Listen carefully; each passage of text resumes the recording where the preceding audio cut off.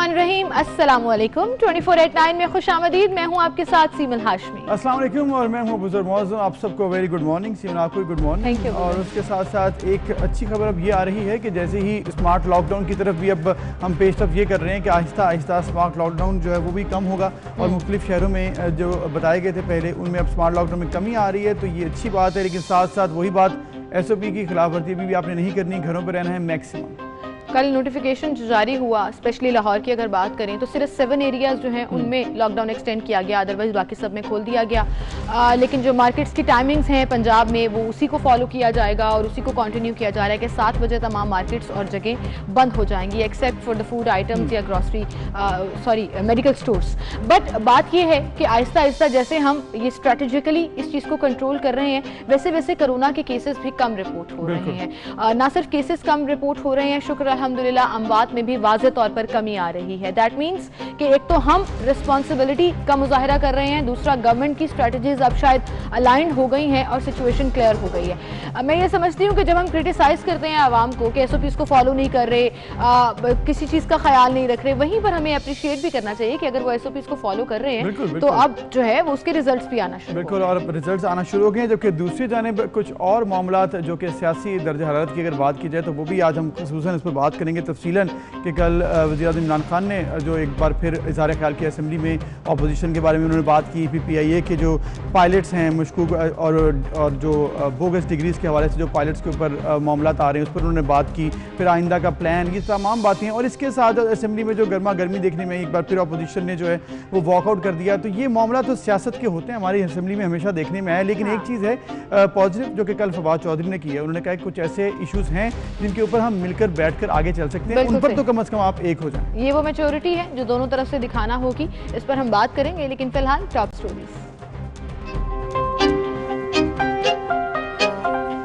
किसी तरह इमरान के ऊपर प्रेशर डलवा के, किसी तरह -1 करवा के ये बच जाएंगे। इन्हें नहीं पता कि ये -1 हो भी गया तो बाकी भी कोई इनको नहीं छोड़ेगा इंशाल्लाह।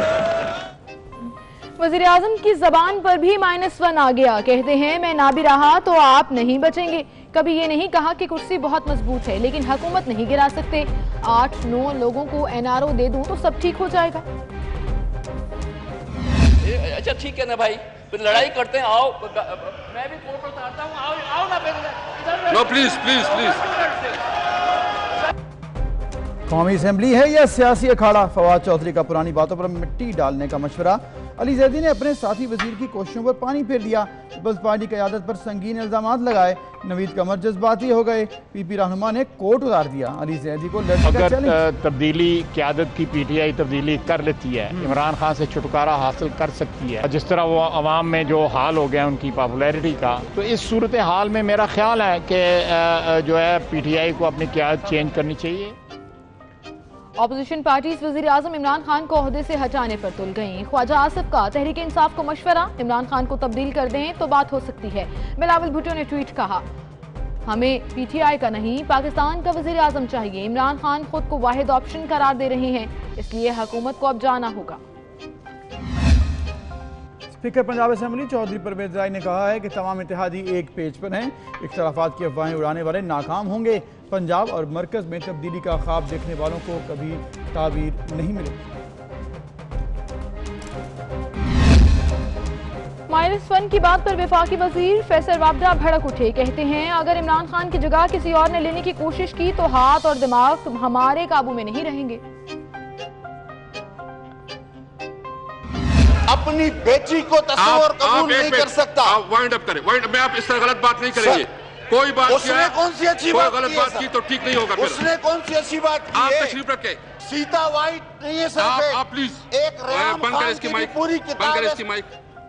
सीता वाइट के जिक्र पर स्पीकर असद कैसर शदीद बरहम, अब्दुल कादिर पटेल का माइक बंद करा दिया। PP रहनुमा ने मुराद सईद को चैलेंज कबूल कर लिया, कहा ये मुंह और मसूर की दाल, आप क्या बिलावल से मुनाजरा करेंगे? पहले उनके सिपाही का तो सामना कर लें और हम भी बात करेंगे अब्दुल कादिर पटेल से। मुझ पर तैयारा हादसे की रिपोर्ट पब्लिक ना करने का दबाव था। जाली लाइसेंस वालों से जहाज क्रैश हो तो खून मेरे हाथों पर होगा। अब इदारों की इस्लाहात के बगैर नहीं चल सकते। वज़ीर-ए-आज़म इमरान खान का कौमी असम्बली में इजहार ख्याल। अवाम और अपोजिशन का दबाव काम करने लगा। हुकूमत का पेट्रोलियम मसनूआत की कीमतें कम करने पर गौर। वज़ीर आज़म ने पेट्रोलियम डिवीजन और वजारत खजाना को हिदायत जारी कर दी। पेट्रोल और डीजल की कीमतों में 10 रुपये फी लीटर कमी हो सकती है।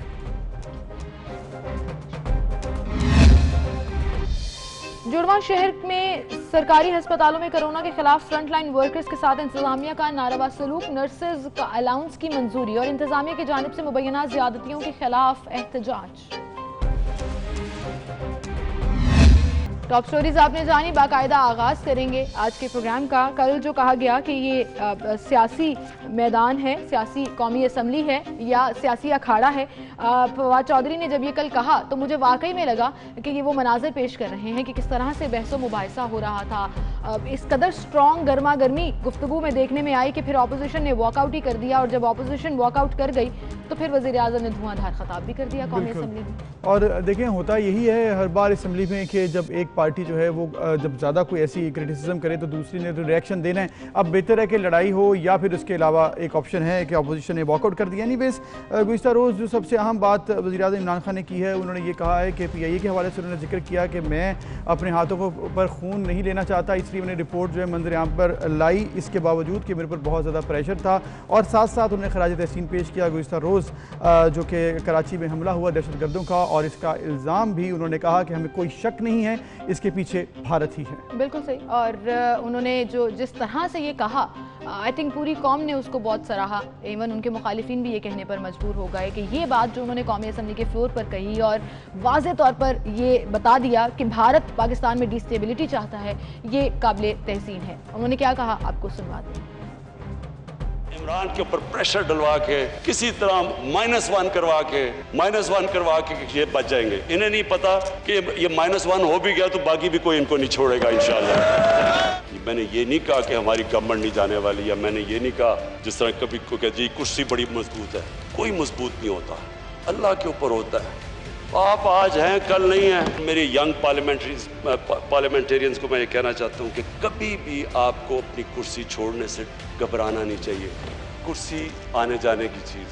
पाकिस्तान में जो सबसे ज़्यादा जुल्म किया है ये 30 साल की पॉलिटिक्स में, इन्होंने हमारी मोरालिटी ख़त्म कर दी, इन्होंने हमारी अखलाकियात ख़त्म कर दी। और मैं इस आदमी की अब बात करता हूँ जो यहाँ अपने आप को डेमोक्रेट कहता है। यहाँ नवाज शरीफ तकरीर कर रहा था, ये इधर बैठा हुआ था। नवाज शरीफ अपनी तकरीर में कहता है ये हैं वो दस्तावेजात जो बताएंगे कि लंदन के फ्लैट्स किधर से खरीदे गए। पैनामा में पकड़े गए, इनके नाम आ गया इनका, उससे पहले तो मानते नहीं थे। तो वज़ीर-ए-आज़म इमरान खान ने जो एक और इम्पॉर्टेंट बात की, जो कि आपने भी सुनी, कि -1 की बात उन्होंने पहली बार की है। उन्होंने एक बात की कि उन्होंने कहा कि अगर -1 हो भी गया, यानी मैं अगर -1 हो भी गया, तो उन्होंने अपनी पार्टी की तरफ इशारा करके कहा कि फिर ये जो है मेरा मिशन आगे बढ़ाएंगे। ऐसी क्या ज़रूरत पेश आई कि उन्होंने -1 का जिक्र कर दिया? क्या इतना प्रेशर उनके ऊपर डाला जा रहा है या उन्हें फील हो रहा है? हो सकता है कि पार्टी से -1 की, अभी तो फिलहाल मुझे याद है कि ये बातें होती थी जब ये इक़्तिदार में पार्टी नहीं थी कि अगर इमरान खान माइनस हो गई तो माइनस हो गए तो तहरीक इंसाफ का क्या होगा, पार्टी का क्या होगा। लेकिन वो तो अब वजारत उज़्मा से ही बात कर रहे हैं कि अगर मैं -1 हो भी गया तो मेरी पार्टी नहीं छोड़ेगी। बहरहाल इसके पीछे कुछ बात है या नहीं, ये तो आने वाला वक्त ही बताएगा। बिल्कुल। इसके साथ एक और अहम बात, जो कि पहले तो बड़े गरजते बरसते थे फवाद चौधरी, उन्होंने एक थोड़ा सा अपना एंगल बदला इस दफ़ा, और उन्होंने बात की है कि हम सब मिलकर चलें। और एक उन्होंने कहा कि नैब के ऊपर और साथ NFC अवार्ड के ऊपर हमें बात करनी चाहिए, और इस पर हम तमाम असम्बली में जितने मेंबरान हैं, चाहे अपोजिशन के हुक्मरान हों, वो साथ मिलकर चलें। फवाद चौधरी ने कहा कि हमें आपस में लड़ते हुए अवाम नहीं देखना चाहती, इनफैक्ट हमें मिलकर काम करना होगा।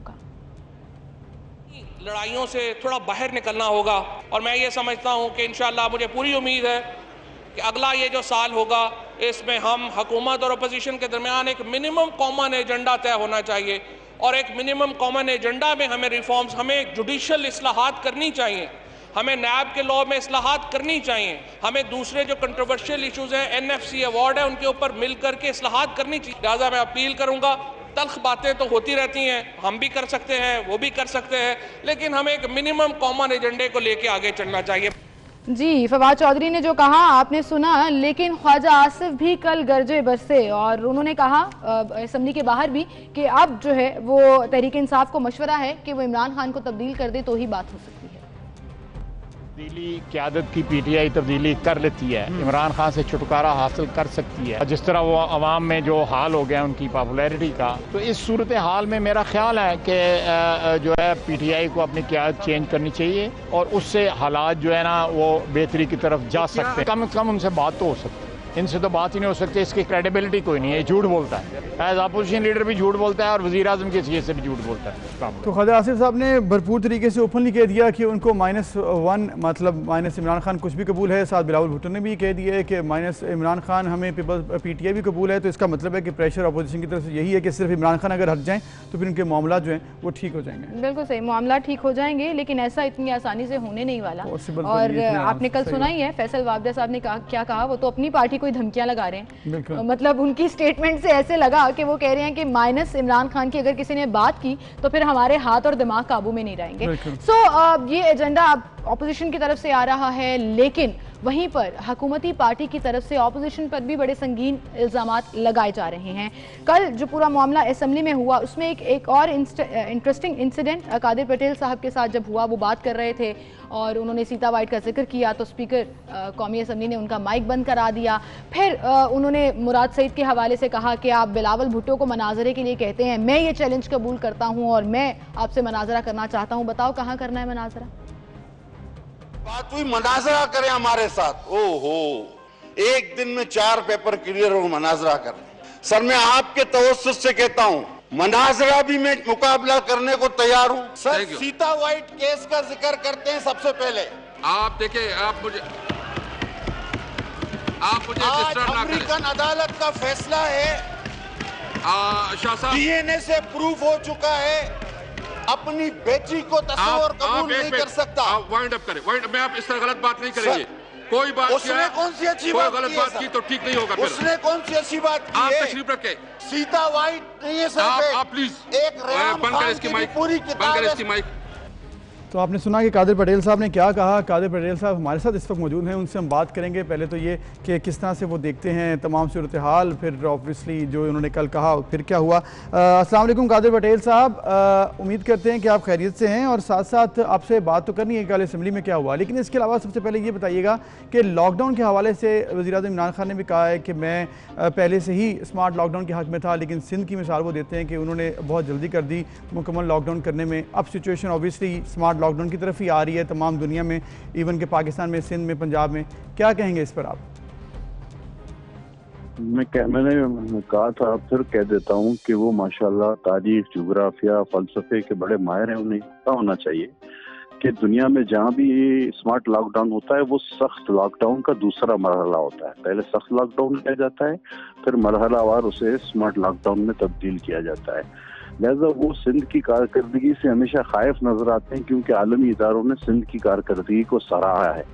तो वो इसमें बेचारे थोड़ा सा जेलसी फील करते हैं, लेकिन हम चाहते हैं कि हम मिलके काम करें और इस वबा से लोगों को अल्लाह ताला हमारी मदद करे और लोग इससे बचें। पटेल साहब बिल्कुल सही कहा आपने, ऑपोजिशन और गवर्नमेंट को मिलकर ही काम करना होगा, लेकिन ऐसा होता हुआ नजर तो नहीं आ रहा। कल असेंबली में भी आपके साथ जब आप गुफ्तगू कर रहे थे, आपका टाइम था, माइक बंद कर दिया गया। गालिबन सीता वाइट का जिक्र किया आपने जब ये माइक बंद किया गया, उस पर शाहिद खान अब्बासी ने भी कहा कि कौमी असेंबली के स्पीकर अगर पार्टी बन जाएंगे तो फिर ये गैर जानिबदारी तो ना हुई। आप इसको कैसे देखते हैं? इससे ज्यादा बायस्ड स्पीकर मैंने नहीं देखा। अपोजिशन के अरकान जब भी कोई बात करने लगते हैं जो उन्हें बुरी लगे तो उनका माइक बंद कर लिया जाता है, खासकर जिस तरह मेरे साथ होता है।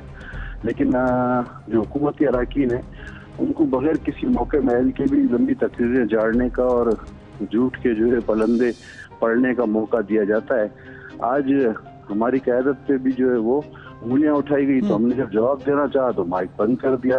तो ये वन साइडेड असेंबली और असेंबली की कार्रवाई से बिल्कुल ना बलत। ठीक है कादिर पटेल साहब, आपके तहफ़्फ़ुज़ात अपनी जगह, लेकिन एक और मामला जो कि देखना होगा कि बिलावल भुट्टो साहब जो हैं वो इस वक्त लाहौर में मौजूद हैं और अब आज से वो लगता है ऐसे है कि दोबारा से पाकिस्तान पीपल्स पार्टी के हवाले से जो बातें की जा रही हैं कि वो पंजाब में उतनी एक्टिव नहीं है, उसको एक्टिव करने की कोशिश करेंगे। तो इस मूव को कैसे देखते हैं? वक्तन फवक्तन वो पीपल्स पार्टी पंजाब को टाइम दे रहे हैं, जिसके बड़े पॉजिटिव रिजल्ट आ रहे हैं और पार्टी में स्ट्रेंथन होना शुरू हो गई। अल्लाह का शुक्र है और बिलावल भुट्टो साहब की शख्सियत ही ये काम कर सकती है। बिल्कुल सही। कादिर पटेल साहब, आपका बहुत शुक्रिया, आप हमारे साथ मौजूद थे और उन्होंने तमाम तर सूरत गुफ्तगू की। कहा कि असम्बली में जितना हक हुकूमती नुमाइंदों का है बात करने का, उतना ही हमारा हक है। और ये बात बिल्कुल ठीक है कि इलेक्टेड मेंबर्स हैं और सबको इक्वल टाइम मिलना चाहिए। बट जो कल हुआ, और मुझे लगता है ज़्यादातर वैसे इनके साथ, लेकिन मेरे ख्याल में आपका शायद कुछ ये आर्ग्यूमेंट्स हो चुके हैं। आपकी ये राय है कि वक्त मिलना चाहिए, लेकिन मेरे ख्याल में असेंबली फ्लोर पे ऐसी बातों के लिए वक्त नहीं मिलना चाहिए जो कि पर्सनल हिट हो। और जिस तरह से वो कर रहे थे, ये पर्सनल मैटर्स होते हैं, किस तरह से हुआ, अदालत में क्या कार्रवाइयाँ हुई हैं।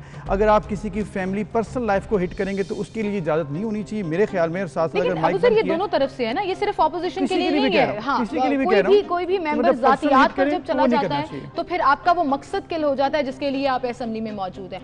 आई थिंक आपको पब्लिक का सोचना चाहिए। और कल जो मेच्योरिटी दिखाई फवाद चौधरी साहब ने, मैं एक बार फिर उसका जिक्र करूंगी कि उन्होंने कहा कि मैं ये समझता हूं कि दोनों पार्टीज को मिलकर काम करना होगा, तभी आवाम के लिए बेहतरी आ सके। बिल्कुल। इसके साथ साथ जिस तरह से फवाद चौधरी ने बात की है, और भी दीगर पार्टी के मेंबरान, चाहे वो पाकिस्तान तहरीक इंसाफ से हैं या अपोजिशन से हैं, वो बातें कर रहे हैं पॉजिटिव भी, लेकिन ऑब्वियसली नेगेटिव बात ज़्यादा उछाली जाती है, ज़्यादा सामने भी आती है। एनीवेज, इसके अलावा जो एक अहम बात वज़ीर-ए-आज़म इमरान खान ने कल की -1 की, जो कि हम पहले भी बात कर चुके हैं, उसके ऊपर अब बहुत बहस हो रही है, बहुत बात हो रही है कि -1 आखिर होगा, ये पॉसिबल है। इस पर हमारे प्रोग्राम एंकर हैं 24 न्यूज़ के 10 तक प्रोग्राम करते हैं, उनके साथ बात की थी राना सनाउल्लाह साहब ने इसी मामले पर। आपको दिखाते हैं। सब एक सवाल जो अक्सर लोग पूछते हैं, मेरा ख्याल आप बेहतर तौर पे कमेंट कर सकते हैं, उसका रिप्लाई दे सकते हैं। आज वैसे वज़ीर-ए-आज़म पाकिस्तान ने ये कहा है कि अब रिफॉर्म्स के अंदर ही बचत है, अगर रिफॉर्म्स हमने ना की तो फिर मामला दूसरी तरफ चला जाएगा। अब लोग ये पूछते हैं कि क्या हुकूमत 5 साल पूरे करेगी? तो राजा साहब, आपको लगता है कि हुकूमत 5 साल पूरे करेगी? देखें, लगता ये है, ये कोई मेरी कोई ज़ाती राय नहीं है, ये मुख्तलिफ लोग, अब आप देखते हैं कि पूरे पाकिस्तान से लोग जो है वो यहाँ पे अजलास के दौरान जो है वो पिछले 2-3 दिनों से यहाँ पे मौजूद थे। मामला ये है कि इस वक्त आम आदमी की ज़िंदगी को आपने, हुकूमत ने जिस तरह से अजीरन कर दिया है, आटा बहरान के बाद, चीनी बहरान के बाद, अद्वियात बहरान के बाद, पेट्रोल बहरान के बाद, और उसके बाद साथ कोरोना बहरान भी ले लें। अब अगर इन चीज़ों का जो है वो हल गवर्नमेंट ने और अपोजिशन ने मिल के ना किया या अकेले ना किया, तो पोस्ट कोरोना सूरत हाल ये है कि लोग बाहर निकलेंगे और ये मुल्क अफरा तफरी और अनारकी का शिकार हो जाएगा। अपोजिशन को लोगों के साथ खड़ा होना पड़ेगा, वरना लोग पहले अपोजिशन को डंडे मारेंगे और उसके बाद जो है वो गवर्नमेंट। तो जिस तरह से कहा है राना सनाउल्लाह साहब ने, यही लग रहा है कि तमाम सारी सूरत हाल अभी भी वाज़ेह नहीं है। अपोजिशन चाहती है कि कुछ -1 हो जाए, लेकिन वही बात कि इतना आसान नहीं है। इसके लिए तरीके अदम एतमाद लानी पड़ेगी और वो फिर ले आए अगर तरीके अदम एतमाद लानी है। लेकिन ये तो आप कल से कह रहे हैं, लेकिन मुझे लग नहीं रहा कि अपोजिशन का अभी ऐसा कोई मूड है, क्योंकि सियासी बातों में, बयानात में और एक्चुअल प्रैक्टिकल करनी है, वो प्रैक्टिकली करने में थोड़ा डिफरेंट होता है। लेकिन एनीवेज, हम एक ब्रेक की तरफ चल रहे हैं। ब्रेक के बाद जब दोबारा हाजिर होंगे, पीपल्स पार्टी की रहनुमा शर्मिला फारूकी साहिबा हमारे साथ मौजूद होंगी, उनसे भी बात करेंगे। हमारे साथ रहिए।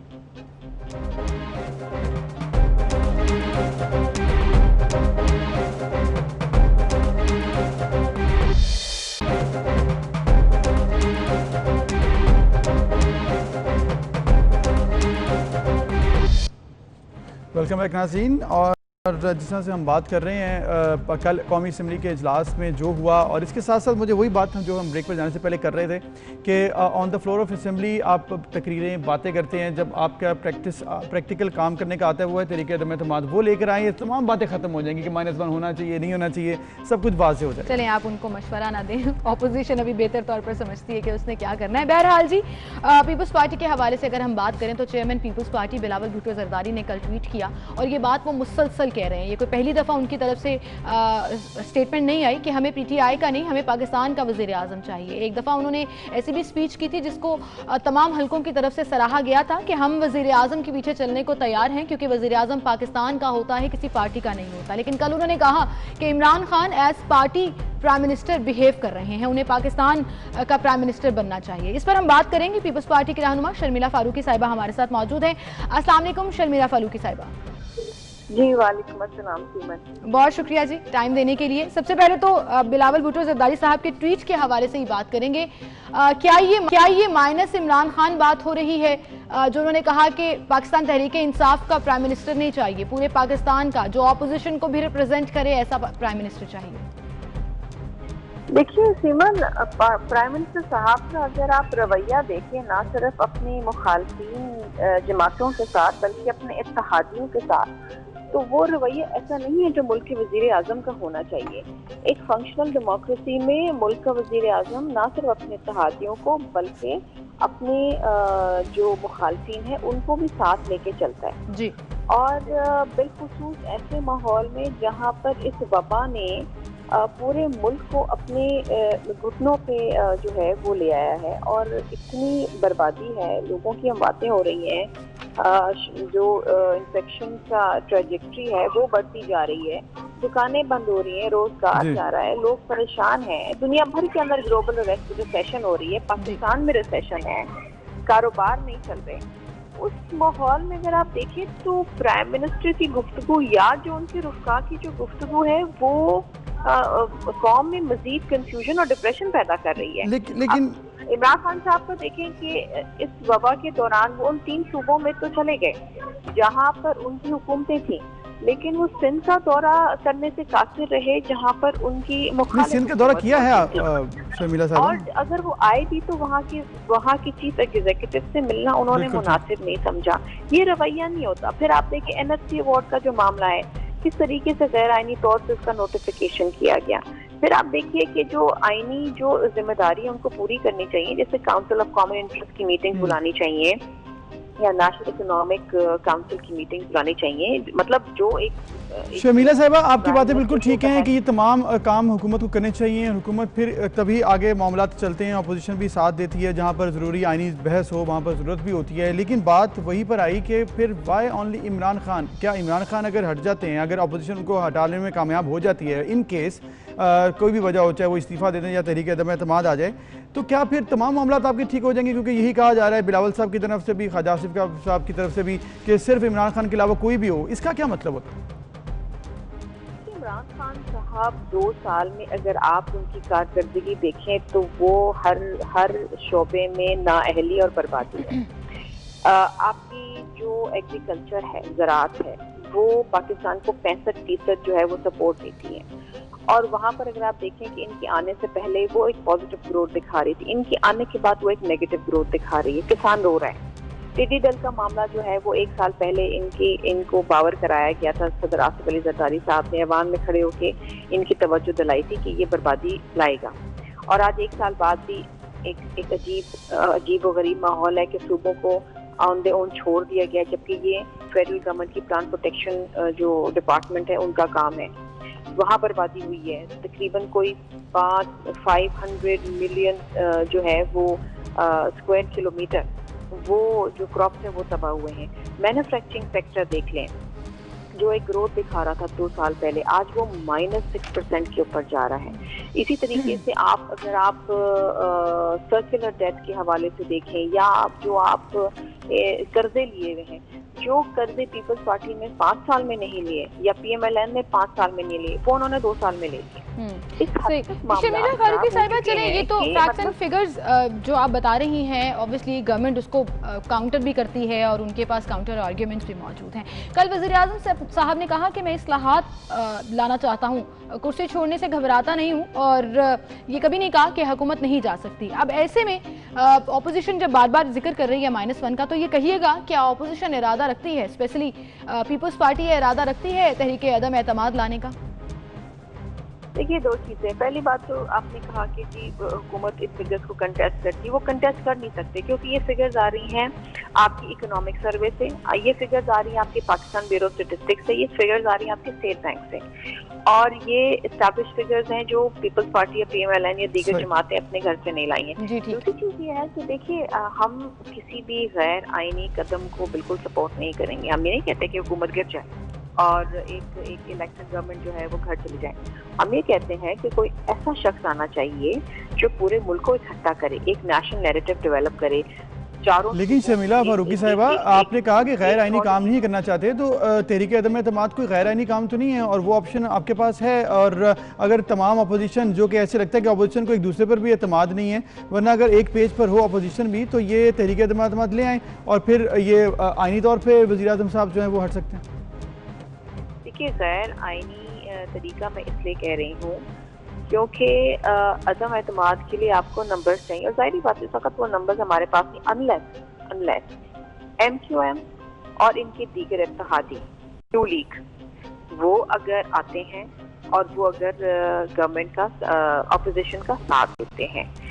आपने कल देखा जो बजट पास हुआ वो बेयरली मेजॉरिटी से पास हुआ, बेयरली। इसमें साफ साफ जाहिर है कि जो नंबर्स इनके इमरान खान साहब के पास जब ये इलेक्ट हुए थे एज वजीर आजम, वो नंबर्स और आज के नंबर्स में फर्क आया है।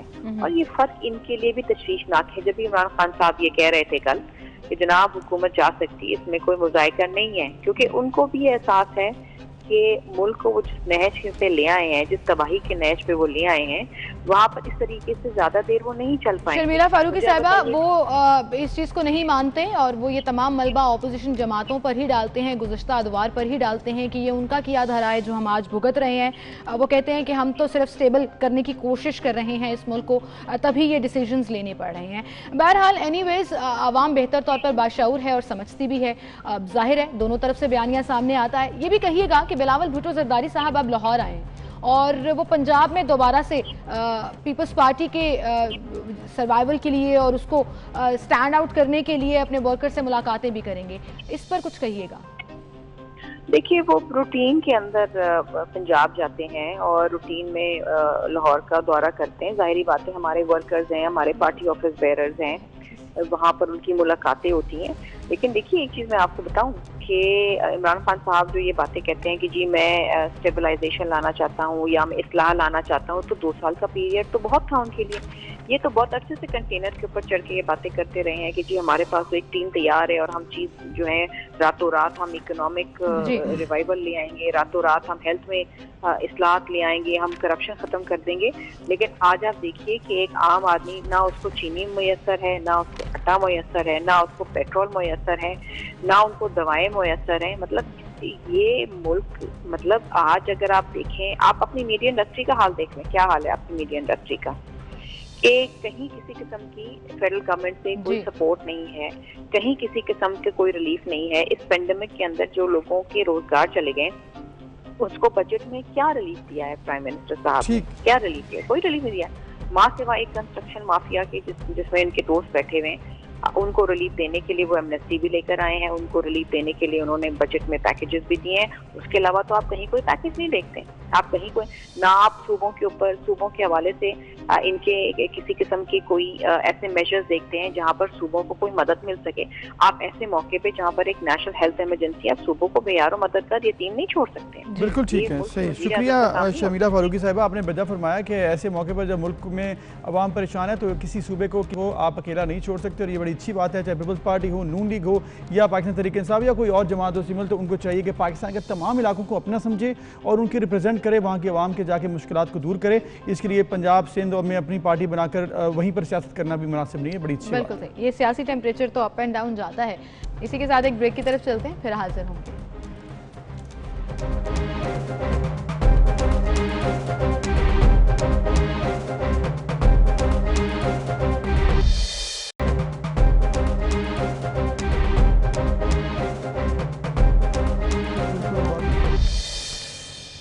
वेलकम बैक नाज़रीन। और जैसे कि आपको मालूम है कि स्मार्ट लॉकडाउन की हिकमत अमली इस वक्त गवर्नमेंट ने अपनाई हुई है और उसमें ये कहा जा रहा है कि कुछ पॉजिटिविटी ये आई है कि केसेस आहिस्ता आहिस्ता कम हो रहे हैं। इसीलिए गुज़िश्ता रात जो है ये फैसला किया गया कि लाहौर के इलाके, अंदरून शहर समेत 3 रोज़ बरकरार रहेगा मज़ीद लॉकडाउन, जबकि जो 17 जून से शहर के 61 इलाकों में लगाया गया था लॉकडाउन, उसको रात को अब ख़त्म कर दिया गया। 7 इलाके हैं अबुज़र जिनमें एक्सटेंड कर दिया गया है और 61 इलाकों में जो लॉकडाउन लगाया था वो अब कल रात 12 बजे के बाद ख़त्म हो जाएगा। लेकिन जिनमें एक्सटेंड किया गया है उसमें Model Town, Gulberg, DHA, Garden Town, Faisal Town, Gulshan Ravi और अंदरून शहर के इलाके शामिल हैं और बहुत स्ट्रिक्टली लॉकडाउन इसको फॉलो किया जा रहा है। Even I try to enter in Gulberg, मुझे कुछ काम था वहाँ पर, लेकिन वो आपको दाखिल नहीं होने दे रहा है। रिहायशियों को भी बाहर निकलने से रोक रहे हैं अनटिल अनलेस कोई इमरजेंसी हो, जिसका नतीजा ये हुआ कि अब केसेस की तादाद जो है वो कम रिपोर्ट हो रही है। स्मार्ट लॉकडाउन गवर्नमेंट का विजन था हमेशा से ही, ये कहते हैं वज़ीर आज़म,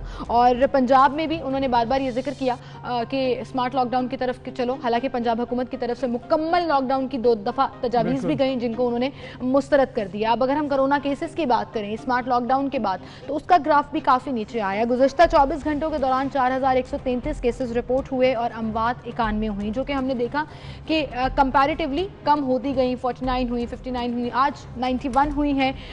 लेकिन कोरोना का जो इम्पैक्ट है वो अब खासा कंट्रोल दिखाई दे रहा है नंबर्स के मुताबिक। इसके साथ जहाँ पे नंबर्स भी कम हो रहे हैं वहीं पर जो टेस्टिंग का SOPs है उसमें भी थोड़ी तब्दीली की है गुज़श्ता रोज़ प्राइमरी हेल्थ ने। उसमें ये चेंजेस आ गई हैं कि अब अगर आपके पास एक दफ़ा नेगेटिव हो गया तो दैट इज़ इनफ। अब जब तक आप हेल्थ वर्कर नहीं हैं या फिर आप कहीं मदरसा या फिर किसी इज्तिमा में नहीं रहते हैं, इकट्ठे होकर हॉस्टल में नहीं रहते, तब तक आपको 2 दफ़ा नेगेटिव कराने की अब ज़रूरत नहीं है टेस्ट को। इसके साथ साथ अनटिल अनलेस आपको कोई सिम्टम्स हैं जिसमें वही गला ख़राब, ज़ुकाम, बुखार या जिस्म दर्द, सर दर्द हो, तभी आप टेस्ट कराएं और तभी आपको रिकमेंडेड टेस्ट करवाना है। इसके अलावा आप टेस्ट करवा कर खुद भी परेशान ना होना, मेरे ख्याल है फैमिली को। और ये भी कहा जा रहा है कि अगर आपको सिम्टम्स आ रहे हैं तो आप सेल्फ आइसोलेशन पे चले जाएं, बजाय इसके कि फ़ौरन से PCR टेस्ट कराएं और 1 से 2 दिन इंतजार करें। आपको अगर तीसरे दिन सिम्टम्स मुसलसल आ रहे हैं तो आप टेस्ट कराएं, अदरवाइज ज़रूरत नहीं है। एनीवेज जी, पंजाब गवर्नमेंट क्या विजन रखती है, उनकी पॉलिसी क्या है और इस लॉकडाउन का कितना इम्पैक्ट पड़ा, इस पर हम बात करेंगे। गवर्नर पंजाब चौधरी मोहम्मद सरवर इस वक्त हमारे साथ मौजूद हैं। चौधरी साहब, बहुत शुक्रिया टाइम देने के लिए और that is so generous of you कि आप हमेशा अवेलेबल होते हैं जब भी हमने किसी टॉपिक के ऊपर आपके कमेंट्स लेने होते हैं। सबसे पहले तो हम ये स्मार्ट लॉकडाउन के हवाले से ही बात करेंगे, खसूसन लाहौर में क्या हिकमत अमली ये ठीक रही, कैसे रही आपकी नज़र में? देखें, आप सबको मालूम है कि लाहौर में बड़ी तेज़ी के साथ कोरोना जो है वो बढ़ रहा था और जब से हमने ये स्मार्ट लॉकडाउन यहाँ पर इम्प्लीमेंट किया है और लोगों को SOPs पे अमल करने के लिए अमली इक़दाम उठाए हैं, तो मैं ये तो नहीं कहता कि सूरत हाल जो है वो कंट्रोल में आ गई है, लेकिन ये जो फैलाव था, जिस नंबर्स में ये बढ़ रहा था खौफनाक हद तक, कम अज़ कम इसके फैलाव में कमी आई। ठीक है, इस मुतमिन लग रहे हैं कि जो स्मार्ट लॉकडाउन था उससे नंबर्स में कमी आई, लेकिन इसके अलावा एक जगह पर आप और मुतमिन नज़र नहीं आए थे, उस पर बताइएगा, जो कि ब्यूरोक्रेसी के साथ आपके मामलात थे। आपने कहा था कि बहुत से मामलात काम ऐसे होते हैं जिसमें ब्यूरोक्रेसी जो है वो मेरी रुकावटें डालती है आगे। फिर आपने कहा कि मैं प्रेस कॉन्फ्रेंस भी करूँगा उनके खिलाफ, लेकिन उसके बाद कुछ पेशरफ्त नहीं हुई है, कुछ सामने बात नहीं आई। क्या मामला ठीक हो गए ब्यूरोक्रेसी के साथ आपके?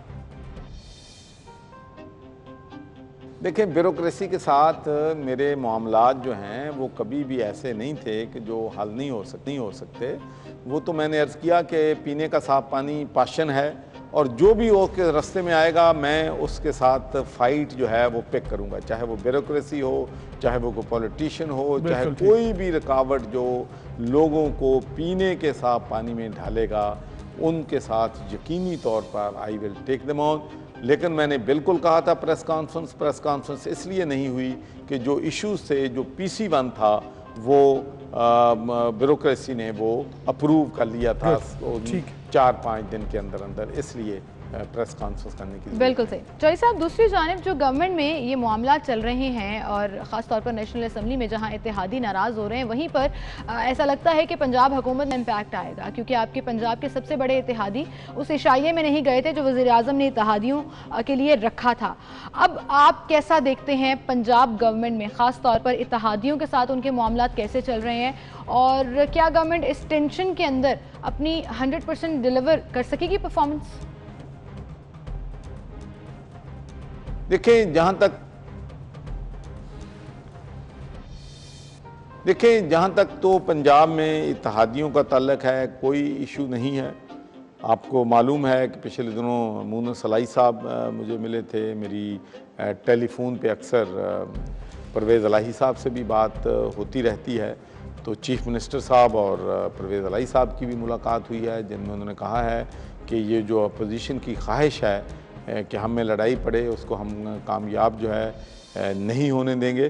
तो मैं समझता हूँ कि हुकूमत और इत्तेहादी जो है आपस में बड़े अच्छे तरीके से पंजाब में निज़ाम जो है उसको चला रहे हैं। ठीक है गवर्नर साहब, आपने कहा कि मामला ठीक चल रहे हैं और इत्तेहादियों के साथ, और ऑब्वियसली मामला आप आगे बढ़ाएंगे, डिलीवरी जो गवर्नमेंट ने करनी होती है वो भी करेगी परफॉर्मेंस वाइज। इसके अलावा अगर बात की जाए एक और मामला जो कि कुछ दिन पहले बहुत ज़्यादा संगीन होता गया, वो पेट्रोल बहरान था जिसको अब हैंडल करने की कोशिश की गई है। आपको लग रहा है बतौर गवर्नर और बतौर सीनियर पार्टी मेंबर ये मामला ठीक तरीके से हैंडल किया गया पेट्रोल बहरान का, स्पेसिफिकली बात की जाए तो?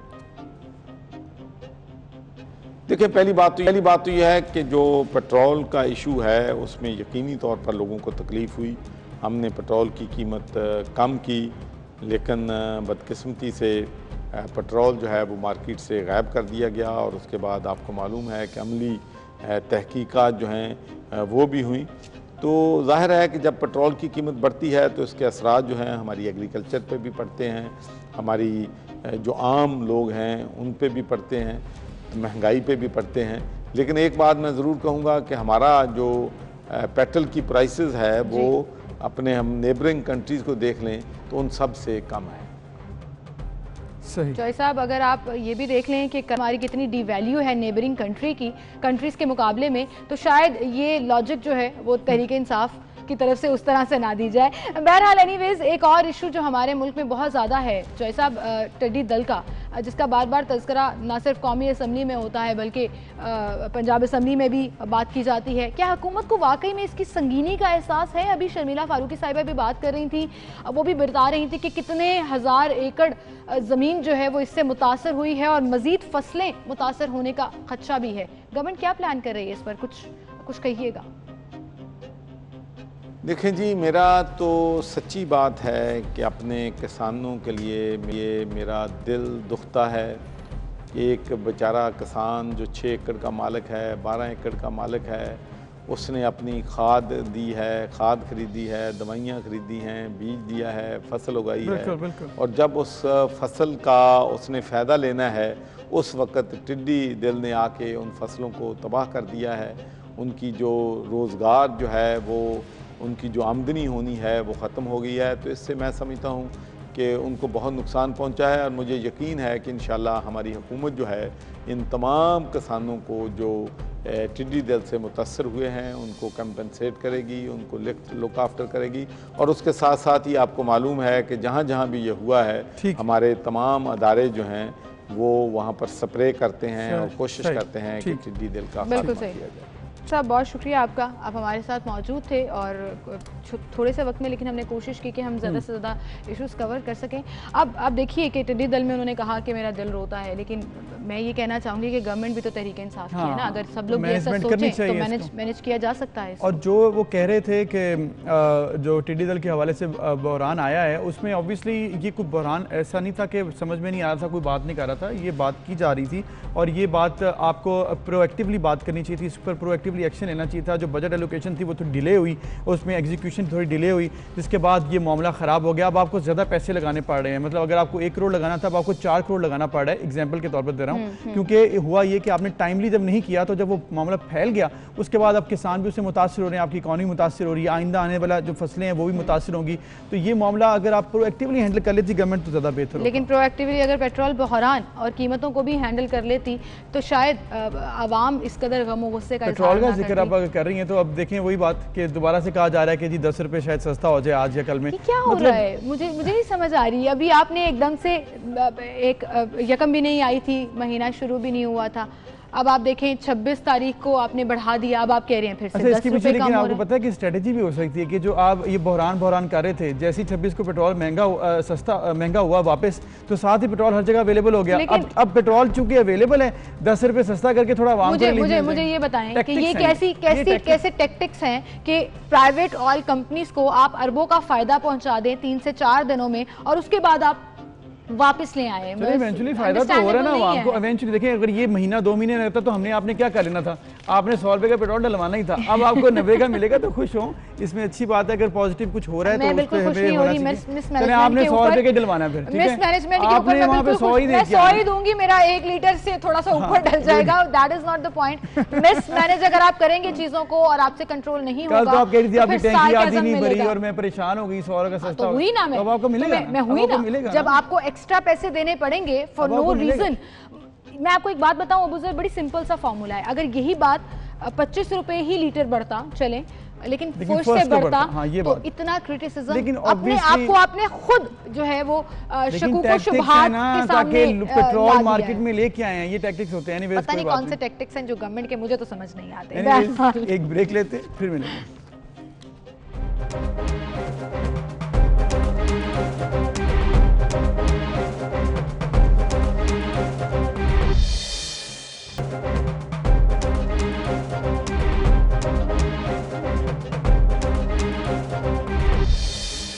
Welcome back. एक बार फिर से आपको खुशामदीद कहेंगे। नाज़रीन, जब हम कोरोना की बात करते हैं तो कोरोना वॉरियर्स जो हैं वो सरे फहरिस्त आ जाते हैं, जो हमारे doctors, health workers, nurses, paramedics हैं। अब ऐसे में अगर आपके नर्सेस और पैरामेडिक्स या इवन डॉक्टर्स भी प्रोटेस्ट कर रहे हों तो इसका मतलब कहीं ना कहीं कोई कमी है जिसे पूरा करने की ज़रूरत है। ऐसा ही हुआ इस्लामाबाद में, जहां पर पिम्स हॉस्पिटल में नर्सेज ने प्रोटेस्ट किया। वजीफ़ा ना मिलने पर वो सरापा एहतजाज हुई और फंड्स रोक दिए गए थे उनके अकाउंट्स डिपार्टमेंट की तरफ से, लेकिन कोई सुनवाई नहीं हुई उनकी। बिल्कुल, और उनके हक में आवाज़ उठाने वाले ट्रेनिंग इंस्ट्रक्टर लियाकत अली को भी मुअत्तल किया गया। ये मामला है क्या, क्यों ऐसा किया गया, मुतालबात आखिर हैं क्या, और ये यंग डॉक्टर्स एसोसिएशन के मुतालबात के बाद नर्सेज के मुतालबात, फिर ऑब्वियसली अलाउंसेस के मुतालबात, उसके अलावा ये तमाम मामलात हैं, एहतजाज किया जा रहा है। इन दिनों में भी एहतजाज किया जा रहा है। इसका मतलब मामला वाकई कुछ संगीन है। इस पर बात करेंगे। Nursing officer CD hospital Islamabad, senior leader federal nursing joint action committee Islamabad हैं अब्दुल सत्तार साहब, उनसे हम बात करते हैं। अब्दुल सत्तार साहब, अस्सलाम वालेकुम। वालेकुम सलाम। बहुत शुक्रिया अब्दुल सत्तार साहब ज्वाइन करने के लिए। क्या मामला है ये, नर्सेज वजीफ़ा ना मिलने पर प्रोटेस्ट कर रही हैं, हुकाम की तरफ से मुज़ाकरात भी नहीं हो रहे हैं, बल्कि अस्पताल इंतजामिया ने तो सरासर इनकार कर दिया कि हम नहीं मुज़ाकरात करेंगे। क्या मामला है, ज़रा बताइएगा। मुज़ाकरात स्टूडेंट के स्टाइपेंड वजीफे का था, जो 24 आवर्स ड्यूटियाँ करते हैं कोरोना पेशेंट के ऊपर भी, वैसे वार्डों में स्टूडेंट्स के स्टाइपेंड का था, जिसमें federal nursing joint action committee ने मिलकर के स्टाइपेंड के इंक्रीज के लिए एक जदोजहद की थी 2-3 महीने पहले। उसमें parliament secretary health doctor Nausheen ने हमसे मुज़ाकरात करके स्टाइपेंड 6,000 से 20,000 किया था। ये पीटीआई गवर्नमेंट की बड़ी अच्छी एक इनिशिएटिव है, जिसके वजह से पिम्स के स्टूडेंट्स को जब वो स्टाइपेंड देने का टाइम आ गया तो वहाँ के पिम्स के अकाउंटेंट ने वहाँ जा कर के स्कूल में आप उसका अकाउंट खोलें, उन अकाउंट में पर स्टूडेंट के पैसे जाएं, तो ये बाय हैंड उनको दे रहे थे। उसमें कुछ कटौती हो रही थी, जिस वजह से वहाँ के टीचर है और federal nursing joint action committee का अहदेदार में है मिस्टर लियाकत ओगाही, वो 17 ग्रेड में है, गजेटेड ऑफिसर है, वहाँ टीचर है। उसने उससे बात की अकाउंटेंट से कि प्लीज़ आप कटौती न करें और मिसबिहेव न करें स्टूडेंट से। उसने ऐसी लैंग्वेज इस्तेमाल की जो मैं यहाँ बयान नहीं कर सकता हूँ ऑन लाइव टीवी पर। जो स्टूडेंट्स से नर्सेज के लिए जो 24 आवर्स ड्यूटी करते हैं, जिसके वजह से वो स्टूडेंट के स्टाइपेंड के तो अब्दुल सत्तार साहब, इसका मतलब ये मामला सिर्फ टीचर को सस्पेंड कर दिया गया बिना मौक़िफ़ सुने। वहाँ के जॉइंट एग्जीक्यूटिव डायरेक्टर ने आप मौक़िफ़ सुने, दोनों साइडों से मौक़िफ़ सुने, फिर इंक्वायरी कमेटी इनिशिएट करें, वो आकर के जो फैसला करे। लेकिन एक विद इन 24 आवर्स में उसको किसी लेटर के बगैर, किसी शोकास के बगैर, किसी एक्सप्लेनेशन के बगैर उसको सस्पेंड कैसे किया जा सकता है, जिसकी वजह से कल प्रोटेस्ट है, आज भी वहाँ प्रोटेस्ट है। लेकिन जब तक वो स्टूडेंट्स के अकाउंट खोले जाएं, उसमें प्रॉपर विदाउट करप्शन के उसके अकाउंट में पैसे जाए, अकाउंट और बाय हैंड जा करके देता है, तो ये तो कहाँ का भी नहीं है रूल और रेगुलेशन। इस वजह से प्रोटेस्ट हो रहा है। बताया है ये तमाम मामला, आपने कहा कि सिर्फ स्टूडेंट्स के अकाउंट का मसला है, इसका मतलब है कि और कोई मामला नहीं है। तो जो दीगर जो थे कि ये नर्सिंग के काउंसिल की मंजूरी, इसके अलावा दीगर मुतालबात हैं, जॉब के हवाले से कुछ मुतालबात भी किए गए हैं, ये सेपरेट मुतालबात हैं, ये इनके मुतालबात नहीं है, ये ओवरऑल आपका इशू है जिस पर आपने कहा कि ये भी मामला हल होने चाहिए। ये मामला हल होना चाहिए। नर्सेज के रिस्क अलाउंस का मसला है, वो भी हल होना चाहिए। नर्सेज के प्रमोशन के मसले हैं, जो एक नर्स 16 में आता है वो रिटायर होता है, उसको 25 साल के बाद में वो 16 में रिटायर होता है, ये भी मसले हैं जिस वजह से ये नर्सेज एहतजाज कर रहे हैं। ये और नर्सेज के ये दीनाना मुतालबा है सर्विस स्ट्रक्चर का, और बाकी नर्सेज जिसका MSN में PhD में एडमिशन हो गए हैं पाकिस्तान नर्सिंग पीटीआई गवर्नमेंट ने एक इनिशिएटिव ले लिया है कि डिग्री प्रोग्राम शुरू हो। उस डिग्री प्रोग्राम शुरू होने की वजह से तो सारे अब एजुकेशन साइड अप हो गया है, जिसमें MSN और PhD के लिए नर्सेज जा रहे हैं, उनको रिलीव नहीं किया जा रहा है। ठीक है। और वैसे पीटीआई गवर्नमेंट कहती है कि हम नर्सेज के लिए कर रहे हैं, उसमें कोई डाउट नहीं है। अभी रिसेंटली पार्लियामेंट सेक्रेटरी हेल्थ ने असेंबली के फ्लोर पर कहा था कि हम नर्सेज को स्टाइपेंड भी दे देंगे और पीएचडी के लिए और एमएसएन के लिए उसको रिलीव भी किया जाएगा, हायर एजुकेशन क्वालिफिकेशन के लिए। लेकिन अभी तक उनको रिलीव नहीं किया जा रहा है पीएचडी के लिए। अच्छा, जिनका जहां एडमिशन हो गई है, एमएसएन में एडमिशन हो गई है, उनको रिलीव भी नहीं किया जा रहा। ये पूरा ये ऐसा मामला है जो काफी चला आ रहा था। एक बात मैं क्लियर कर दूं, जो आपने कहा कि जो मुअत्तल किया गया है इंस्ट्रक्टर को, उसका कोई नोटिफिकेशन नहीं था, उसका बाकायदा नोटिफिकेशन उन्होंने जारी किया जो हमारे पास मौजूद भी है, अभी हम स्क्रीन पर वो चला भी रहे हैं। यानी कि बाकायदा नोटिफिकेशन देने के बाद जो है वो उसको साथ ही साथ जो है उनको फिर मुअत्तल किया। अच्छा, ये जो मामला आप लोग रेस कर रहे हैं, अच्छा ये जो नोटिफिकेशन आपको स्क्रीन पर अगर नजर आ रहा है तो ये इस पर कुछ कहिएगा, ये नोटिफिकेशन तो है? ये नोटिफिकेशन वन साइड मौकिफ के बगैर इशू किया गया। मसला जो गिल्टी अकाउंटेंट था और इसने जब रेज किया वाइस, ये टीचर एक वहाँ बैठा हुआ था, उसने कहा मिसबिहेव न करें और इनकी स्टाइपेंड में कटौती न करें, और उसके मौक़िफ़ के बगैर उसी टीचर को आपने पहले कहा है कि नोटिफिकेशन नहीं दिया, अब आप कह रहे हैं कि और मौक़िफ़ के बगैर आप किसको एक्सप्लेनेशन दे दें, इंक्वायरी कमेटी बैठे, वो किसी को गिल्टी करके सस्पेंड किया जा सकता है। आप किसी के मौक़िफ़ के बगैर और विद इन 24 आवर्स में कोई एक्सप्लेनेशन नहीं, कुछ भी नहीं, और उसी कोई बंदे को जो राइट के लिए आवाज बुलंद करे उसको आप सस्पेंड करें, और गजेटेड ऑफिसर को आप विदाउट सेक्रेटरी के कैसे सस्पेंड किया जा सकता है, कैसे आप उसको सस्पेंड करते हैं? सत्तार साहब, आपको आवाज आ रही है हमारी? यस आ रही है। थोड़ा सा सुन भी लीजिएगा, क्योंकि अक्सर ऐसा लगता है हम सवाल पूछ रहे हैं लेकिन आप अपनी बात कंप्लीट किए होते हैं। अभी आपने जैसे जिक्र किया कि नोटिफिकेशन था ही नहीं, जब नोटिफिकेशन आ गया तो आप कह रहे हैं कि मौकिफ के बगैर नोटिफिकेशन दिया, मौकिफ के बगैर नोटिफिकेशन दे दिया, उसका सुना ही नहीं मौकिफ मैडम। उसको नोटिफिकेशन सुबह में अर्ली मॉर्निंग जैसे ये हो गया तो दूसरे दिन सैटरडे को ये हो गया, संडे बीच में, मंडे को इसको नोटिफिकेशन, इसको एक्सप्लेनेशन दे दी, इसको बुलाया भी नहीं गया, इसकी बात सुनी भी नहीं गई। अच्छा, एक चीज और है, आप ये बताइएगा सरदार साहब, ये आपका एक मुअत्तली का तो एक मामला है जिसके हवाले से नोटिफिकेशन भी सामने आ गया, वो पूछा गया या नहीं पूछा गया, सुनवाई हुई या नहीं हुई, ये तो मामला इंतजामिया का है, लेकिन ऑब्वियसली वो उस पर बात देखेंगे, करेंगे।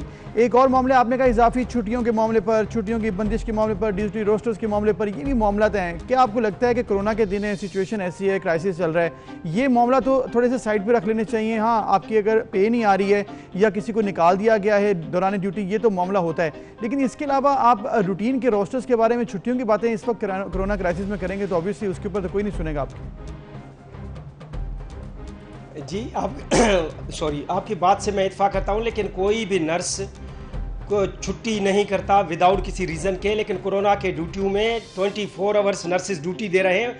आप कहीं भी किसी हॉस्पिटल में जाएं, आपको नर्स वहां ड्यूटी पर मिलेगा। अभी आइसोलेशन वार्ड में हो, कोरोना के वार्ड जो बने हुए हैं उसमें सारी नर्सेज ड्यूटी कर रहे हैं, विदाउट छुट्टियों के भी वो ड्यूटी कर रहे हैं। उनके जेन्युइन मसले भी हैं लेकिन वो ड्यूटियां कर रहे हैं। लेकिन हमने कहा है कि किसी के एमएसएन में, मास्टर डिग्री प्रोग्राम में स्कॉलरशिप पर कहीं एडमिशन हो गया है, या किसी के पीएचडी में फॉरेन में उसकी एडमिशन हो गई है, फॉरेन फंडिंग में फॉलो करें ये। अच्छा चलें, ये तो आपका मुतालिबा हो गया। दूसरी बात ये कहिएगा कि बहुत दफ़ा ग्रैंड हेल्थ अलायंस की जानिब से जब प्रोटेस्ट किया जाता है, जिसमें ज़ाहिर नर्सेज पैरामेडिक्स भी शामिल होते हैं, कि हमें हिफाजती किट्स नहीं दी जाती, गवर्नमेंट हमारी सिक्योरिटी का ख्याल नहीं करी। अब ये प्रोटेस्ट करके तो नर्सेज ने अपनी सिक्योरिटी खुद ही रिस्क पर डाल दी। एक तरफ आप कह रहे हैं कि ये लोग ड्यूटी भी कर रहे हैं, बगैर छुट्टी किए ड्यूटी कर रहे हैं, लेकिन प्रोटेस्ट भी कर रहे हैं। दूसरी तरफ हम प्रोटेस्ट में देख रहे हैं ना सोशल डिस्टेंसिंग का फॉलो किया जा रहा है सोशल डिस्टेंसिंग को।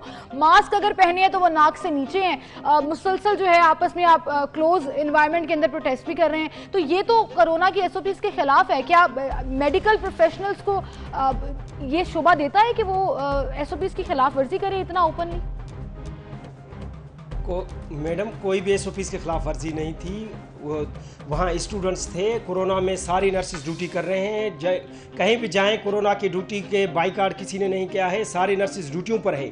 कोई भी नर्स ड्यूटी पर था और कोरोना में ड्यूटियां आज भी आप जाएं, कल भी जाएं, परसों कैमरा मैन लेकर साथ जाएं कि आपको नर्सेज सबसे ज्यादा 24 आवर्स नर्सेज कोरोना में ड्यूटी करते हैं अंदर आइसोलेशन में, जहां लेकिन जो मैं देख रही हूँ मैं तो उस पर बात करूंगी, सोशल डिस्टेंसिंग नजर नहीं आ रही उस प्रोटेस्ट में, तो वो वाकई नजर नहीं आ रही। मैंने बिल्कुल नहीं कहा कि उन्होंने बायकॉट किया, बहुत अच्छी बात है, हम खराज तहसीन भी पेश करते हैं इन तमाम हेल्थ वर्कर्स को जो अपनी जिंदगियां खतरे में डालकर मरीजों की देखभाल कर रही हैं, लेकिन ये भी कोई तरीका नहीं है कि अपनी जिंदगी खुद ही खतरे में डाल रही हैं।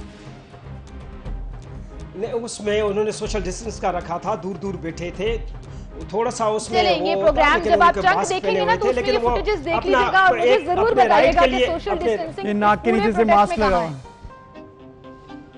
सर सत्तार साहब एक जाते जाते ये बता दीजिएगा कि आपके जो मुतालबात सिर्फ अलाउंसेस के हद तक ही हैं कि जो आपको पे नहीं मिल रही, या ये जो आपने ये जो इजाफी ड्यूटियां छुट्टियों की बात की है इसको आप वापस लेते हैं, क्योंकि ये मुज़ाकरात में तो कभी भी आपके ये मुज़ाकरात में ये बात नहीं सुनी जाएगी, इस पर जरा बता दीजिएगा क्योंकि मुज़ाकरात तो आज में आपके हो जाएंगे, लेकिन इजाफी छुट्टियों का किसी नर्सिंग के तरफ से कोई डिमांड नहीं था। ये कोरोना की ड्यूटियां वो कर रहे हैं, ऑलरेडी कर रहे हैं, 3-3 महीने से वो उनको छुट्टियां नहीं भी हैं, वो अपनी ड्यूटियां परफॉर्म दे रहे हैं। हमने ड्यूटियों के लिए या इजाफी छुट्टियों की तो कोई बात ही नहीं थी, बात इनके स्टूडेंट से और सर्विस स्ट्रक्चर की थी, बात उनके थी जिनके पीएचडीज में मास्टर्स में एडमिशन हुई है उनको रिलीव किया जाए। ठीक है, उनको रिलीव दिया जाए, जिन्होंने हायर डिग्री के लिए अप्लाई किया है, अगर ये सिस्टम में मौजूद है तो वो रिलीफ वाकई में मिलना भी चाहिए ताकि वो परसू कर सके अपने करियर को और अपने करियर में एक्सेल कर सके। और ये चाहे ब्यूरोक्रेसी की बात हो चाहे किसी भी ग्रेड की बात हो, अगर आपके पास ये सिस्टम में अपॉर्चुनिटी मौजूद है तो उनको मिलनी चाहिए और आपका ये मुतालिबा बिल्कुल हक बजानिब है। Thank you so much Abdul Sattar साहब, आप हमारे साथ मौजूद थे। आई रियली होप कि इंतजामिया आपकी ये बात और एक्चुअली जो सिस्टम एग्जिस्ट करता है उस पर अमल पैरा हो। बिल्कुल, और इसके साथ साथ एक और मामला जो कि जहाँ पर नर्सिस का मामला है, हेल्थ से रिलेटेड एक और इशू, लेकिन ये हेल्थ इशू है हमारी आवाम का जो कि समझ नहीं रही और अभी मामला इसी तरह बिगड़ रहा है। पोलियो की हम बात करने वाले हैं क्योंकि पोलियो के केसेस मजीद सामने आए हैं KP में, जो कि इस वक्त एपिक सेंटर बनता जा रहा है कि पोलियो का पाकिस्तान में और मज़ीद भी केसेस सामने आए हैं और अब तादाद जो है वो 50 तक पहुंच चुकी है अगर पूरी बात की जाए, और 42 सिर्फ KP में है। तब है कि KP में पोलियो से मुतासर बच्चों की तादाद 42 है।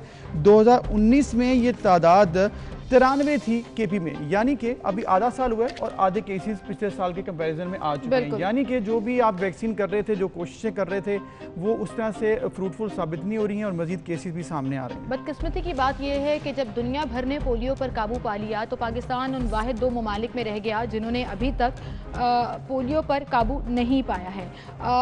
क्यों ऐसा होता है, क्यों मुज़ाहमत का सामना करना पड़ता है पोलियो वर्कर्स को, पोलियो कैंपेन्स को इतना मुतनाज़ा बनाया जाता है जिसके नतीजे में फिर ऐसा होता है कि केसेस सामने आना शुरू हो जाते हैं और पूरी की पूरी ज़िंदगी उस बच्चे की दाव पर लग जाती है। ये ना पेरेंट्स रियलाइज़ करते हैं, ना कंट्रोवर्सी बनाने वाले लोग रियलाइज़ करते हैं कि उस बच्चे की ज़िंदगी जो है वो आप ख़राब, एक बच्चा जो बिल्कुल हेल्दी पैदा हुआ पोलियो की वजह से अगर वो किसी दौड़ में ज़िंदगी की जब पीछे रह जाएगा तो जिम्मेदारी कोई कबूल करने के लिए सामने आएगा? नहीं आएगा। इस पर हम बात करेंगे जी। कोऑर्डिनेटर EOC KP के पोलियो हमारे साथ मौजूद हैं अब्दुल बासित, उन्हें हम खुशामदीद कहेंगे। अस्सलाम वालेकुम अब्दुल बासित साहब।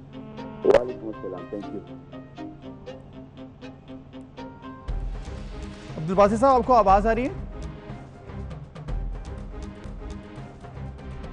अब्दुल बासित साहब, आप क्या हमें सुन पा रहे हैं? जी, आवाज़ आ रही है आपको? जी, सेक्रेटरी साहब हमारे साथ मौजूद हैं, अब्दुल बासित हेल्थ सेक्रेटरी, और उनसे हम बात करते हैं मामला हैं क्या, पोलियो के केसेस क्यों मजीद सामने आ रहे हैं। अब्दुल बासित साहब, जिस तरह से आपने सुना कि इस वक्त मजीद KP में केसेस सामने आए, 42 आए अब तक तादाद, 50 ओवरऑल पाकिस्तान में, यानी कि अगर लास्ट ईयर से कंपेरिजन किया जाए तो 50% तो तकरीबन हो चुका है KP में इस वक्त सिचुएशन पोलियो की। किस तरह से कोऑर्डिनेट किया जा रहा है, किस तरह से इसका हल तलाश किया जाएगा? क्योंकि वैक्सीन तो आप रूटीन में दे रहे हैं, पूरा साल ये कार्रवाई चलती रहती है। देखिए सर, पहले जो मैं सुन रहा था ये डिस्कशन जो आप लोग कर रहे थे, थोड़ा सा अपने आप को करेक्ट करने की जरूरत है। लास्ट ईयर के जो 92 केसेस आप बयान फरमा रहे थे वो थे वाइल्ड पोलियो वायरस 1 के। ठीक है जी, हमारे पाकिस्तान में हमें जो दरपेश 2 चैलेंजेस हैं उसमें 2 किस्म के वायरस हैं, एक वाइल्ड पोलियो वायरस 1 है और दूसरा वैक्सीन डेराइव्ड पोलियो वायरस है। तो लास्ट ईयर जो केसेस आप बता रहे हैं 92, ये आए थे वाइल्ड पोलियो वायरस 1 के, और तब हमारा चैलेंज जो था वो था भी वाइल्ड पोलियो वायरस 1। अब आज की मैं आपको सूरत हाल बताता हूँ कि KP में और पूरे पाकिस्तान में वाइल्ड पोलियो वायरस 1 की क्या सूरत हाल है। हमारे 20 केसेस अभी तक KP में आए और पाकिस्तान में अगर टोटल लेवल पर देखा जाए तो तकरीबन कोई 40-45 के करीब केसेस वाइल्ड पोलियो वायरस 1 के आए हैं। अब CVD PV2 wild polio virus के वैक्सीन डेराइव्ड पोलियो वायरस के जो केसेस थे लास्ट ईयर वो 16 थे, वो बड़े हैं। ये अभी जो आप बता रहे हैं कि 45 और ये तो अभी आधा ईयर बाकी है और ये तो पता नहीं कहां से कहां तक चले जाएंगे।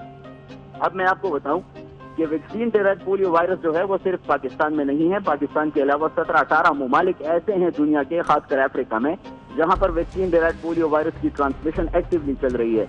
तो इस काउंट पर कि जहां तक VDPV2 है, हम बाकी दुनिया से मुख्तलिफ नहीं है। बाकी दुनिया भी सफर कर रही है वैक्सीन डेराइव्ड पोलियो वायरस को और हम भी सफर कर रहे हैं। हमारा मसला जो है वो वाइल्ड पोलियो वायरस 1 का है, जिसको तमाम दुनिया ने एरेडिकेट कर दिया है, जबकि हमारे यहाँ अभी तक पाया जाता है। लेकिन अल्हम्दुलिल्लाह पिछले साल के आखिर में और इस साल के शुरू में हमने जो 2 कैंपेन किए नेशनल लेवल के, वो बड़े अच्छे कैंपेन थे, जिसकी वजह से अभी ये जून खत्म हुआ है और आपके अभी तक कोई 20 के करीब केसेस आए हैं। एक सवाल ये उठ सकता है कि यार ये 20 के करीब केसेस तो हो सकता है इस वजह से हो कि कोरोना की वजह से लोगों की मोबिलिटी बंद हो गई है और हेल्थ केयर सर्विसेज बंद हो गए हैं। ये बात भी है, लेकिन हमने इसको बड़ा क्रिटिकली एनालाइज किया है और हमारी ये ड्रॉप जो आई है वाइल्ड पोलियो वायरस 1 के केसेस में, ये as early as February of this year, February 2020, यानी जब कोविड था भी नहीं, उस वक्त से ये डाउनवर्ड स्लाइड जो है हमारे केसेस में आना शुरू हो गई है। तो मौजूदा सूरत हाल जो ये है वो 20 है वाइल्ड पोलियो वायरस। आपने जैसे कि जिक्र किया कि ये 2 तरह का पोलियो होता है, अब ये भी कहिएगा कि इसमें फर्क क्या है टाइप 1 में और टाइप 2 में? आपने कहा टाइप 1 जिसने दुनिया में ये खत्म हो गया, लेकिन पाकिस्तान में अब आ रहा है, बट अल्हम्दुलिल्लाह उसका ग्राफ और रेशो बहुत कम आ रही है। टाइप 2 आपने कहा कि 17-18 ममालिक में आ रहा है, जिसमें पाकिस्तान भी शामिल है। थोड़ा सा फर्क बयान कीजिएगा इन दोनों का।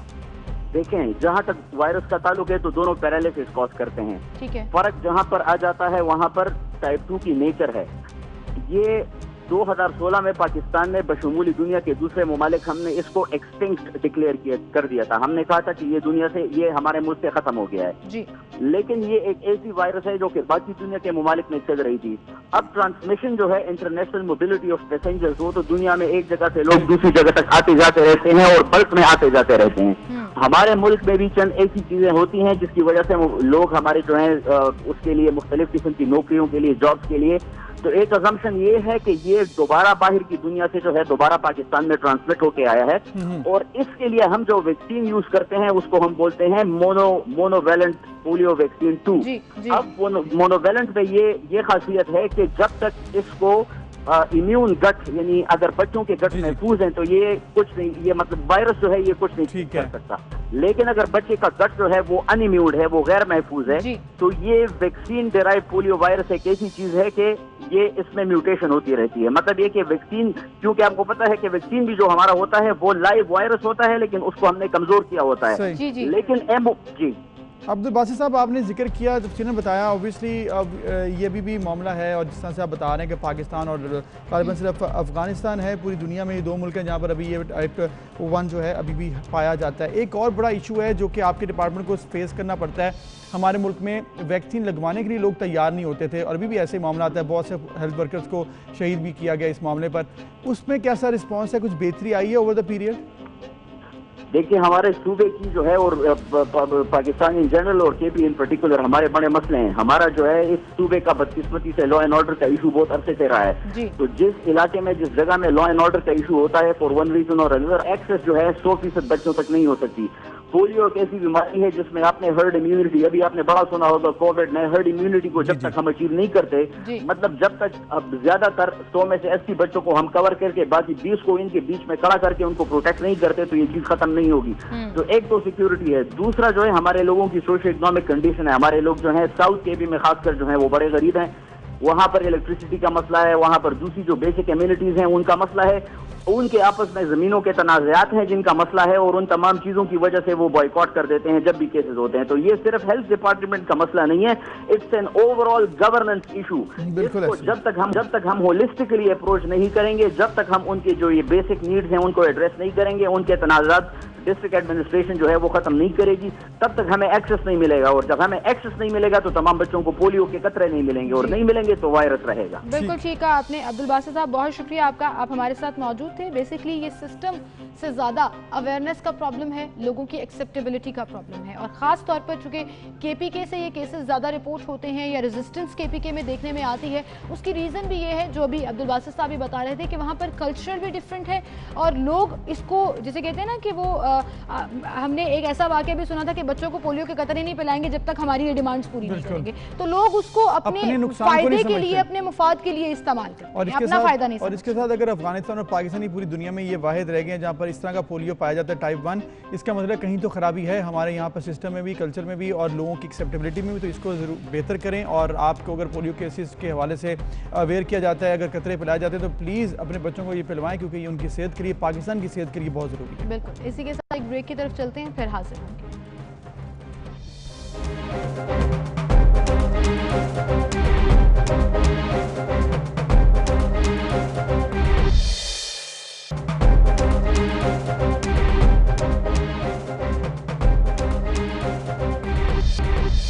वेलकम बैक नाज़रीन। एक बहुत बड़ी जो कि जनूबी पंजाब के हवाले से है वो ये थी कि गुज़िश्ता रोज़ जनूबी पंजाब सूबे के हवाले से एडिशनल चीफ सेक्रेटरी और एडिशनल IG पंजाब जो है उनको तैनात किया गया फॉर द सूबा साउथ पंजाब। एडमिनिस्ट्रेटिवली ये फैसला किया गया है, 16 डिवीज़न इसमें होंगे और इसके साथ बजट एलोकेट किया जाएगा जो कि सिर्फ साउथ पंजाब के लिए ही होगा।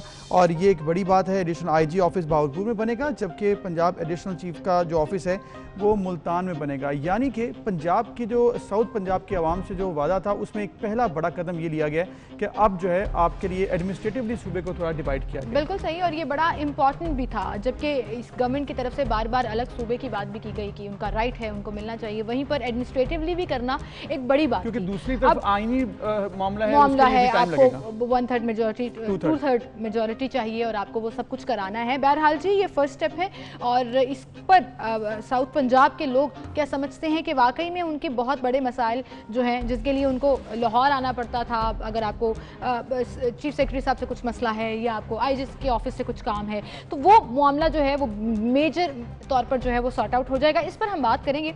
हमारे साथ एडिटर रोही और ब्यूरो चीफ साउथ पंजाब हमारे मौजूद हैं, जमशेद रिजवानी साहब, उन्हें हम खुशामदीद कहेंगे। अस्सलाम वालेकुम जमशेद साहब। अस्सलाम वालेकुम। क्या हाल चाल है जमशेद साहब, आप ठीक हैं? बिल्कुल ठीक हैं, और ख़ास तौर पे सेक्रेटेरिएट के अनाउंसमेंट के बाद तो ज़ाहिर है थोड़ा और भी हमें अच्छा होना चाहिए कि हमारे लिए काम करने का मौके ज़्यादा होंगे, और जो इस इलाके के लोग हैं जैसे आप बात कर रहे थे उनके लिए जो तवक्कुआत हैं कि इस सेक्रेटेरिएट के क़याम से उन्हें जो सहूलतें मैसर आएंगी, ज़ाहिर है वो हम देखने जा रहे हैं कि कब क्या कैसे और तवक्कुआत किस हद तक ये जो स्टेप है वो उनको हेल्प आउट करेगा। सही जमशेद साहब, आपने कहा कि ये स्टेप हेल्प आउट करेगा। अच्छा ये बताइएगा कि जिस तरह से मामलात होते हैं, ऑब्वियसली आपने देखा, गहरी नज़र है आपकी इस तमाम मामले पर, जो डिविजनल वाइज मामला थे, उसके बाद जो सेक्रेटरीज 16 डिपार्टमेंट्स के कहा जा रहा है कि वहाँ पर बैठेंगे। बजट एलोकेशन अभी शुरू इनिशियल है, लेकिन ऑब्वियसली इसमें इंक्रीज़ भी हो जाएगा। फिर ये कहा जा रहा है कि 33% जो है आपका बजट, उसमें एलोकेशन जो साउथ की थी वो वहीं पर रहेगी। ये तमाम फैसले इंप्लीमेंट होते हुए कितना टाइम लगेगा, और आपको लग रहा है कि जो कहा गया था आज 1 तारीख को ये अपॉइंटमेंट्स होंगी, ये हो गई हैं, तो इसका मतलब हुकूमत अब सीरियस दिखाई देती है? देखिए, इस स्टेप के बाद तो हम कह सकते हैं कि हुकूमत कम अज कम सेक्रेटेरिएट के क़याम की जो अनाउंसमेंट थी उसने उसके ऊपर अमली तौर पे एक स्टेप ले लिया है। और उससे पहले देखिए 2 साल हो गए हैं, 2 साल से लोग तवक्को कर रहे थे कि हमें पता है, जैसे आप बात कर रहे थे कि 2/3 इख्तियार आपके पास नहीं है और आप सूबे बनाने का जो आपका वादा था PTI का वो शायद पूरा नहीं कर सकती, लेकिन कम अज कम एडमिनिस्ट्रेटिव सेटअप तो कायम किया जा सकता है। और उसके बाद इसमें कुछ पिछले साल भी 3 अरब रुपए रखे गए थे इसी जनूबी पंजाब सेक्रेटेरिएट के लिए, लेकिन उस पर कोई अमल नहीं हुआ। ना तो वो 3 अरब रुपए खर्च हुए और ना ही कोई तकर्री की गई। लेकिन अब इस दफा फिर उसके लिए 1.5 अरब रुपया रखा गया है और तकर्री कर दी गई है एडिशनल चीफ सेक्रेटरी की और एडिशनल IG की साउथ पंजाब की नई असामियां हैं, नया। लेकिन जमशेद साहब एक चीज़ इसमें बताइएगा, ये जो ऑफिस बनाए गए हैं क्या नए, या किधर इनको ऑफिस कहाँ पे दिए गए हैं? उसके साथ साथ जो अमला होगा, जो स्टाफ है, एक लंबी लिस्ट होती है स्टाफ की, वो कब अपॉइंटमेंट होगी या वो ऑलरेडी है और उसी को यूज़ किया जाएगा? हाँ देखिए, ये एक बड़ा अहम सवाल है और अहम है और इतना सादा नहीं है जितना आपने कर दिया है। खास तौर पे जो साउथ पंजाब की पॉलिटिक्स पर नजर रखते हैं तो वो यकीनन मुल्तान और बहावलपुर की चीज़ों पर भी नजर रखते हैं।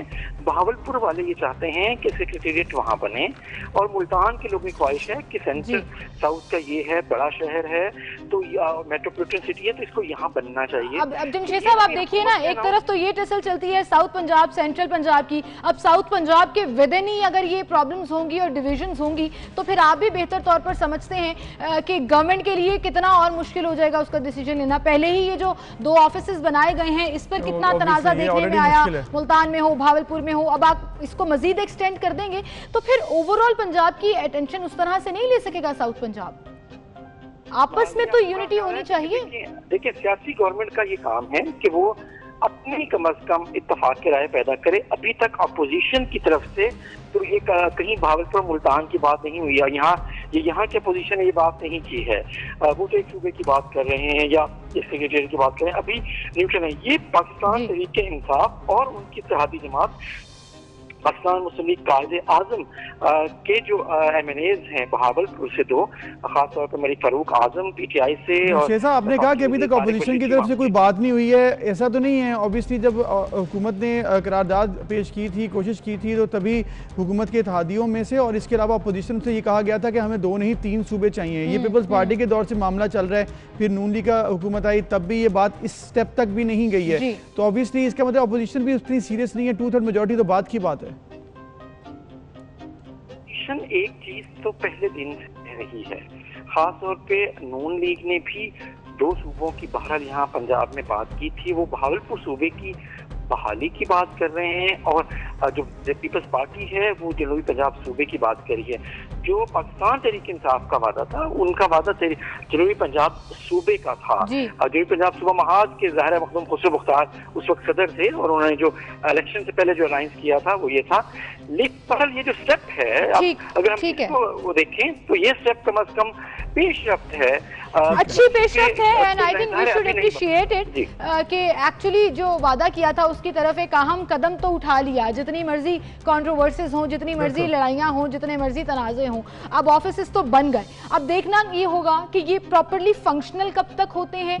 दूसरा, इनके पास इख्तियारात कितने होते हैं, क्या मामला वाकई में there and then sort out कर लिए जाएंगे या वो भी रेफर सेंटर ना बन जाए, रेफर सेंटर ना बन जाए, फिल्टर सेंटर ना बन जाए कि हर चीज लाहौर ही जानी है। तो आई थिंक बाइख्तियार करना इन ऑफिस को भी एक बहुत बड़ा चैलेंज होगा और एक अलग चीज होगी। वेल जमशेद रिजवानी साहब बहुत शुक्रिया, आप हमारे साथ मौजूद थे और वक्तन वक्तन आपसे अपडेट लेते रहेंगे इस पर कि किस हद तक ये ऑफिस वो फंक्शनल हो गए और आवाम को किस हद तक साउथ पंजाब की रिलीफ में। बिल्कुल, और इसके साथ साथ जो एक अहम मामला है वो ये मामला है कि इधर जो स्टाफ है वो कब तैनात होगा, क्योंकि सिर्फ एडिशनल IG और एडिशनल चीफ सेक्रेटरी ने तो काम नहीं करना होता, उनके नीचे एक लंबी लिस्ट होती है, सेक्रेटरीज ने बैठना है, लंबी लिस्ट है जहाँ पर स्टाफ चाहिए होगा वो स्टाफ, फिर उनके लिए ऑफिस, फिर बजट, फिर गाड़ियाँ, उसके बाद फिर तमाम जो स्टेशनरी, बहुत सी लंबी लिस्ट होती है। ये कब आएगी, कब उस पर इम्प्लीमेंटेशन होगा, इसमें टाइम लगना है, इतना आराम से होगा नहीं, लेकिन एक स्टेप अच्छा है कि कुछ ना कुछ अपॉइंटमेंट हुई है, इसमें काम शुरू हो चुका है। आपने कहा था मैं फर्स्ट को देखूंगा तैनाती होती है या नहीं, तो तैनातियां हो गई, नाम भी सामने आ गए, ऑफिसेस भी बन गए, अब आहिस्ता आहिस्ता ये फंक्शनल भी हो जाएंगे। खैर एनीवेज जी, मूविंग फॉरवर्ड एक और इशू जो हमने कुछ दिन पहले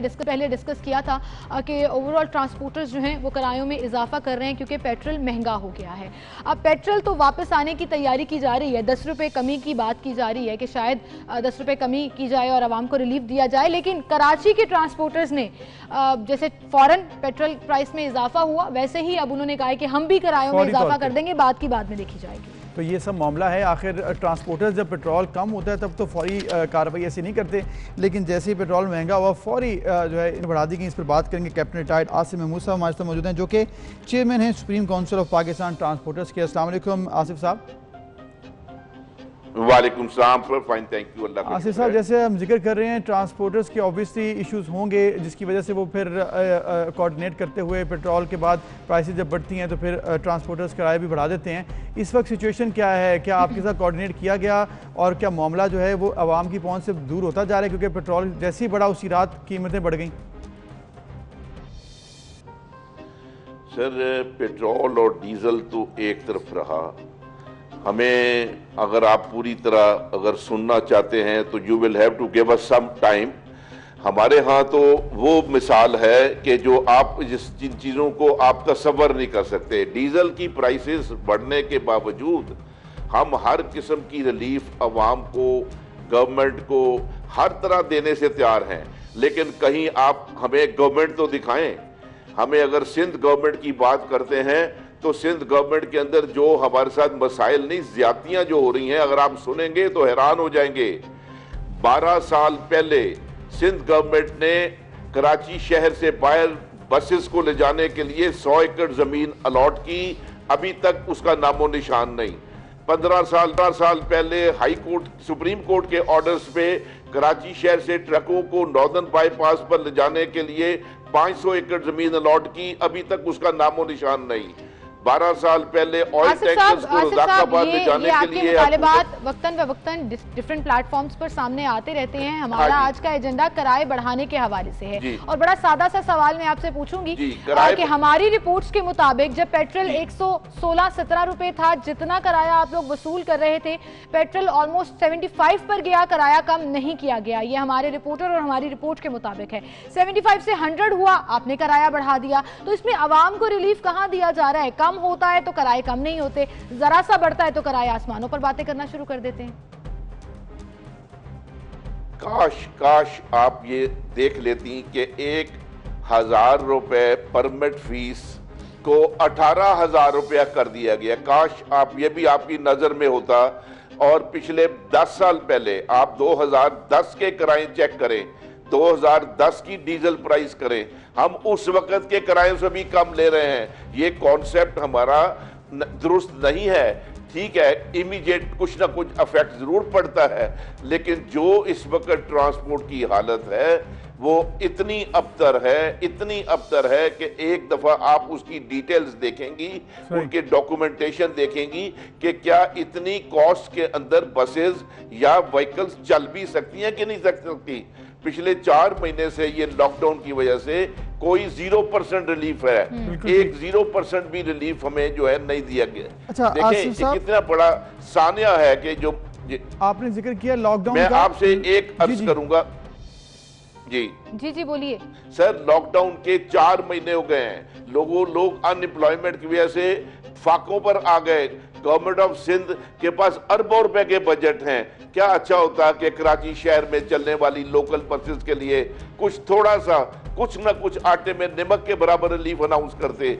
क्या अच्छा होता कि जी जो कराची शहर से बात आपकी है बजा के ऑब्वियसली जो डिपार्टमेंट्स लॉकडाउन से अफेक्ट हुए हैं वो तमाम डिपार्टमेंट, तमाम सेक्टर, तमाम इंडस्ट्री जो है वो सब्सिडी मांग रही है और सपोर्ट मांग रही गवर्नमेंट से। गवर्नमेंट जो है उसके पास आपको मालूम है कि इतनी रियलिस्टिक बात नहीं है कि ये इतना पॉसिबल हो जाए कि गवर्नमेंट तमाम सेक्टर्स को इस तरह से सब्सिडी देती रहे और सपोर्ट करती रहे। लेकिन इन एनी वे आपके मुज़ाकरात हुए थे और आपके ऑब्वियसली ट्रांसपोर्टर्स के नुमाइंदे बैठे और ये फैसला हुआ कि SOP के मुताबिक जब ट्रांसपोर्ट खोली गई तो उस पर फैसला होगा। एक बात मुझे बताइएगा कि जब SOP के मुताबिक जब फैसला हुआ था तो उसमें ये बात रखी थी आपने? सर SOP के फैसले में ये बात रखी, सिर्फ एक मिनट पूरा आप सुन लें। पूरे पाकिस्तान, तमाम शहर, लाहौर, फैसलाबाद, मुल्तान, सक्कर, एवरीवेयर, हर शहर के अंदर एक जनरल बस स्टैंड है अवाम की सहूलत के लिए।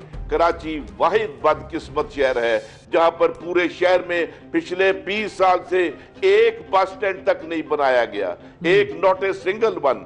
अब पूरे पाकिस्तान में बसेस, इंटरसिटी बसेस चल रही हैं, इंटर प्रोविंशियल बसेस चल रही हैं। कराची वाहिद बदकिस्मत शहर है जहां पर शहर के अंदर इनका दाखिला बंद है। क्या मैं आपसे दरख्वास्त करूंगा कि वजीर आला साहब से पूछें, वजीर ट्रांसपोर्ट से पूछें कि कराची के ट्रांसपोर्ट और आपकी ये जो बातें हैं बिल्कुल बजा हैं। इन मसाइल को खासतौर पर कराची जैसे शहर में जो मुआशी हब है पाकिस्तान का सॉर्ट आउट होना चाहिए। आपकी बात बिल्कुल ठीक है। एक और बात जो आपने की कि अमूमन ये तासुर जाता है कि पेट्रोल और डीजल की कीमतों डायरेक्टली प्रोपोर्शनल होती हैं किरायों से, तो आपने उसका भी जिक्र किया कि हमारे और भी अखराजात हैं जो पूरे नहीं हो पाते। लेकिन मुझे सिर्फ आसान अल्फाज में, जो मैं समझती हूँ और आपकी बात बिल्कुल ठीक है, लेकिन जो एक चीज मुझे समझ नहीं आती कि पेट्रोल सस्ता होता है तो कोई फर्क नहीं पड़ता किरायों का, लेकिन जैसे ही पेट्रोल महंगा होता है किराए बढ़ जाते हैं, जैसे अभी हुआ। तो ये डायरेक्टली प्रोपोर्शनल ना होते हुए भी इस रेशो पे क्यों वेरी करता है? देखें, मैं आपको एक बड़ा सिंपल एक आंसर दूंगा। पहला आंसर, अगर कोई ऐसी अथॉरिटी, गवर्नमेंट अगर अवाम से मुखलिस हो तो अगर पेट्रोल फेडरल गवर्नमेंट बढ़ाती है तो इमीडिएटली कॉल करें तमाम ट्रांसपोर्टर्स को, आ जाओ भाई, हम आपके साथ बैठना चाहते हैं, हम अपने कराची के अवाम को रिलीफ देना चाहते हैं, हम सिंध के अवाम को रिलीफ देना चाहते हैं, हमारे से किराए कम करें। कोई बॉदर नहीं करता, कोई इंटरेस्ट नहीं लेता। उसके बाद ऑन बोर्ड लिया जाता है। अब मुझे ये बताइएगा, आप आसिफ साहब जिस तरह कह रहे हैं कि आपसे मशवरा नहीं किया जाता या फिर मामला वन साइडेड चलते हैं, अब चूंकि हुकूमत शायद आज या कल में डिसाइड कर ले, नोटिफिकेशन आ जाएगा 10 रुपए तक पेट्रोल सस्ता हो रहा है, कुछ रिलीफ मिलेगा आवाम को, कुछ फैसला हो सकता है, पॉसिबिलिटी है? देखें सर, अवाम के लिए तो हमारी जान हाजिर है। हम सिर्फ सस्ता करने का आया, जान कोरोना से गाड़ियां खड़ी रही सर, करेंगे, करके दिखाएंगे, कोई बात तो इंशाल्लाह जी। आसिफ साहब, यही जज्बा चाहिए। हर कोई अपनी अपनी कैपेसिटी में सरवाइव करने की कोशिश कर रहा है, खासतौर पर इस पेंडेमिक में। तो आप सिस्टम से उम्मीदें मत लगाइए, आप अपना हिस्सा डालिए, और जब फेयर एंड स्क्वायर होकर हर डिपार्टमेंट अपना हिस्सा डालना शुरू करेगा तो यकीन जानिए पाकिस्तान मुस्तहकम होगा, हम सबको फायदा होगा उसका। Thank you so much for being with us. Thank you Asif साहब, और उम्मीद करते हैं जिस तरह से उन्होंने कहा है कि जैसे ही 10 रुपये किराया सस्ता होगा, किराए में हम कम करेंगे, उन्हें यकीन दहानी भी कराइए। इंशाल्लाह ताला हम देखेंगे कि जब पेट्रोल सस्ता होता है तो फिर ये क्या करते हैं। एनीवेज, एक ब्रेक, फिर मिलते हैं।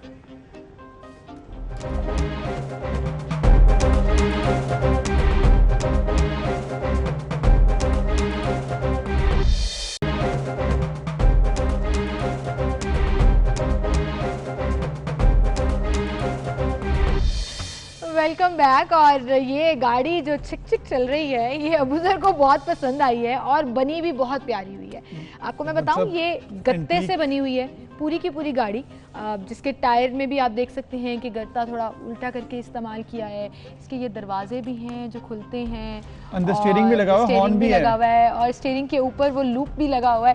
सो इतनी और नंबर भी लिखा हुआ है पीछे गाड़ी का। और ये आपको पता है कौन सी गाड़ी बनाई? कायदे आज़म वाली गाड़ी है, रोल्स रॉयस उस जमाने की होती थी, और जबरदस्त गाड़ी। आई थिंक ब्रिटिश फ्लैग जो है वो भी है। इसको मैं जरा बैक से दिखाना चाहती हूँ, इतनी नीट और इतनी प्यारी ये गाड़ी बनी हुई है। इसको हाथ लगाते हुए भी थोड़ा सा डर लग रहा है क्योंकि बहुत ही मजेदार, मतलब फिनिशिंग चेक करें आप। और ये जिसने बनाया है, उन्होंने इस लॉकडाउन के दौरान अपना ये टैलेंट डिस्कवर किया, अपनी बोरियत खत्म करने के लिए उन्होंने क्रिएटिविटी दिखाई। ये देखिए, ये कैमरा है जो आप अगर देखें तो पूरा बड़ा लेंस भी उसका दिखाया है, वो दिल में जाती है, वैसे बाहर नहीं आ सकती। गत्ते से बना हुआ ये कैमरा, और किस कदर खूबसूरती से उन्होंने ये बनाया है। तो उन्होंने, मैं आपको बता रही थी, लॉकडाउन में अपना ये आर्ट डिस्कवर किया और लोगों को इनकी चीज़ें बड़ी पसंद आ रही हैं। तो हमने सोचा कि क्यों ना ऐसे आर्टिस्ट को हम अपने स्टूडियो में भी बुलाएं। मोहम्मद यूसुफ हमारे साथ मौजूद हैं।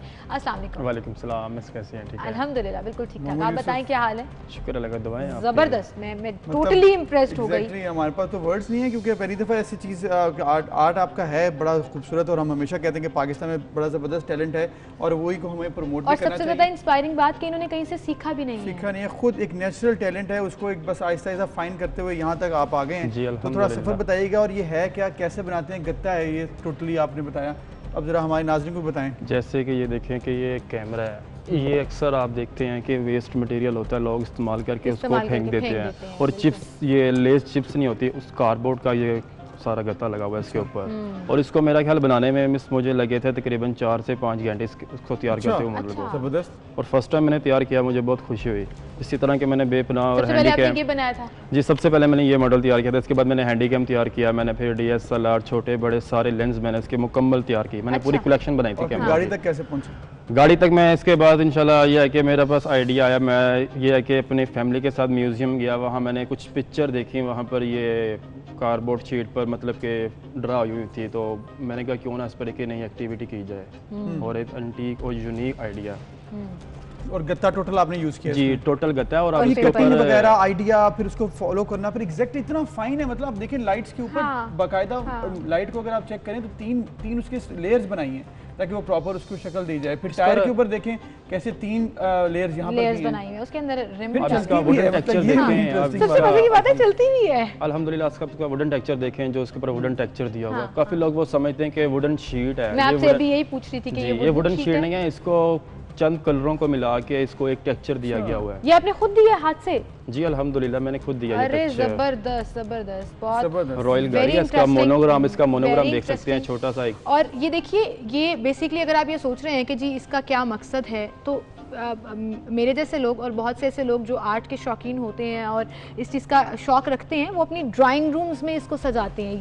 ये वो वाला मास्टरपीस है जो इतना ज़बरदस्त तरीके से आपने बनाया, और कायदे आज़म की ये गाड़ी है और ऐसी ही है जो मुख्तलिफ जगहों पर पड़ी भी है। बताएं आप यूसुफ के अब इरादा क्या है, मतलब इसको बेचते भी हैं चीज़ों को या फिर सिर्फ बनाकर घर पे रखेंगे, कोई म्यूजियम बनाने का इरादा है, प्लान क्या आगे, किस तरह से इसको मेरा सर आगे जो प्लान है, मैं इसको कहता हूँ कि लॉकडाउन के बाद कोई ऐसा प्लेटफार्म मुझे मुहैया किया जाए, तो जिस प्लेटफार्म में मैं कि लोगों को ये एक्टिविटी करवा सकूँ, उन्हें सिखा सकूँ, खासतौर पर बच्चों को ये सिखा ये बड़ी हेल्दी है, आगे टीच भी करना चाहते हैं और बिजनेस भी लेके जाना चाहता हूँ मैं इस काम। ठीक है, मतलब एक प्रॉपर शॉप बनाएं। ऑनलाइन तो आपने शुरू कर दी है और डिमांड आपकी मार्केट में आ चुकी है कि लोग जो है वो आपसे ऑर्डर भी कर रहे हैं और चीजें। आप अपने ऑनलाइन का पेज का नाम बताएं ताकि लोगों को आपका पता मेरा जो पेज है वो जंग आर्ट के नाम से है, जंग आर्ट जी, ठीक है, जंग आर्ट के नाम से, और वहाँ पे अगर आपसे कोई रब्ता करे तो आप इसको सेल भी कर सकते हैं। जी अल्हम्दुलिल्लाह, जरूर, और आप कर भी रहे हैं। ये जरा टोकरी पे दिखाइएगा, ये बड़ी खूबसूरत तरीके से आपने। अच्छा, और इसके साथ ये फूलों का भी बताएं, फूल हमें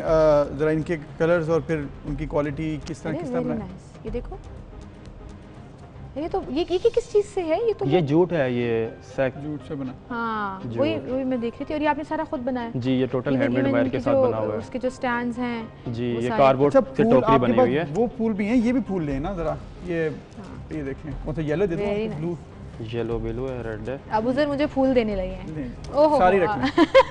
अबूजर ने मुझे सारे फूल दिए, अब मैं ये मैं अपने पास रखूंगा।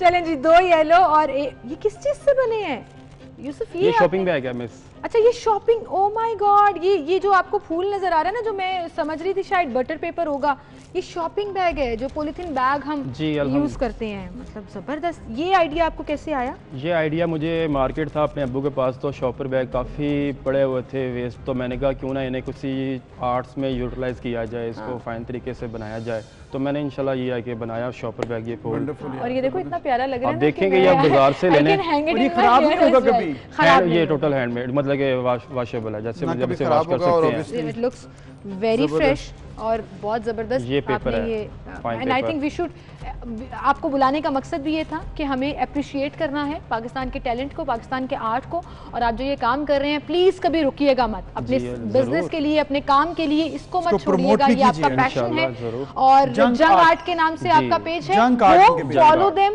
Support them. इस तरह का टैलेंट जब हम सपोर्ट करेंगे तो आप यकीन जानिए कि ना सिर्फ उनको अप्रिसिएशन मिलेगी, बूस्ट होता है आपका ब्लड, और आप मजीद कहते हैं कि पाकिस्तान में बहुत टैलेंट है, तो जरूर यूसुफ को फॉलो कीजिएगा, और ऐसी चीज़ें अगर आप लेना चाहते हैं, अपने घर पर रखना चाहते हैं, तो ज़रूर आप इनके फेसबुक पेज पर जाएं और इनसे ये चीज़ों के बारे में बात करें। बिल्कुल, thank you so much Yusuf for coming. और इसी के साथ आपसे हम इजाज़त चाहेंगे, इंशाल्लाह कल सेम टाइम पर फिर से मुलाकात होगी। अपना बहुत सा ख्याल रखिएगा, अल्लाह हाफिज़।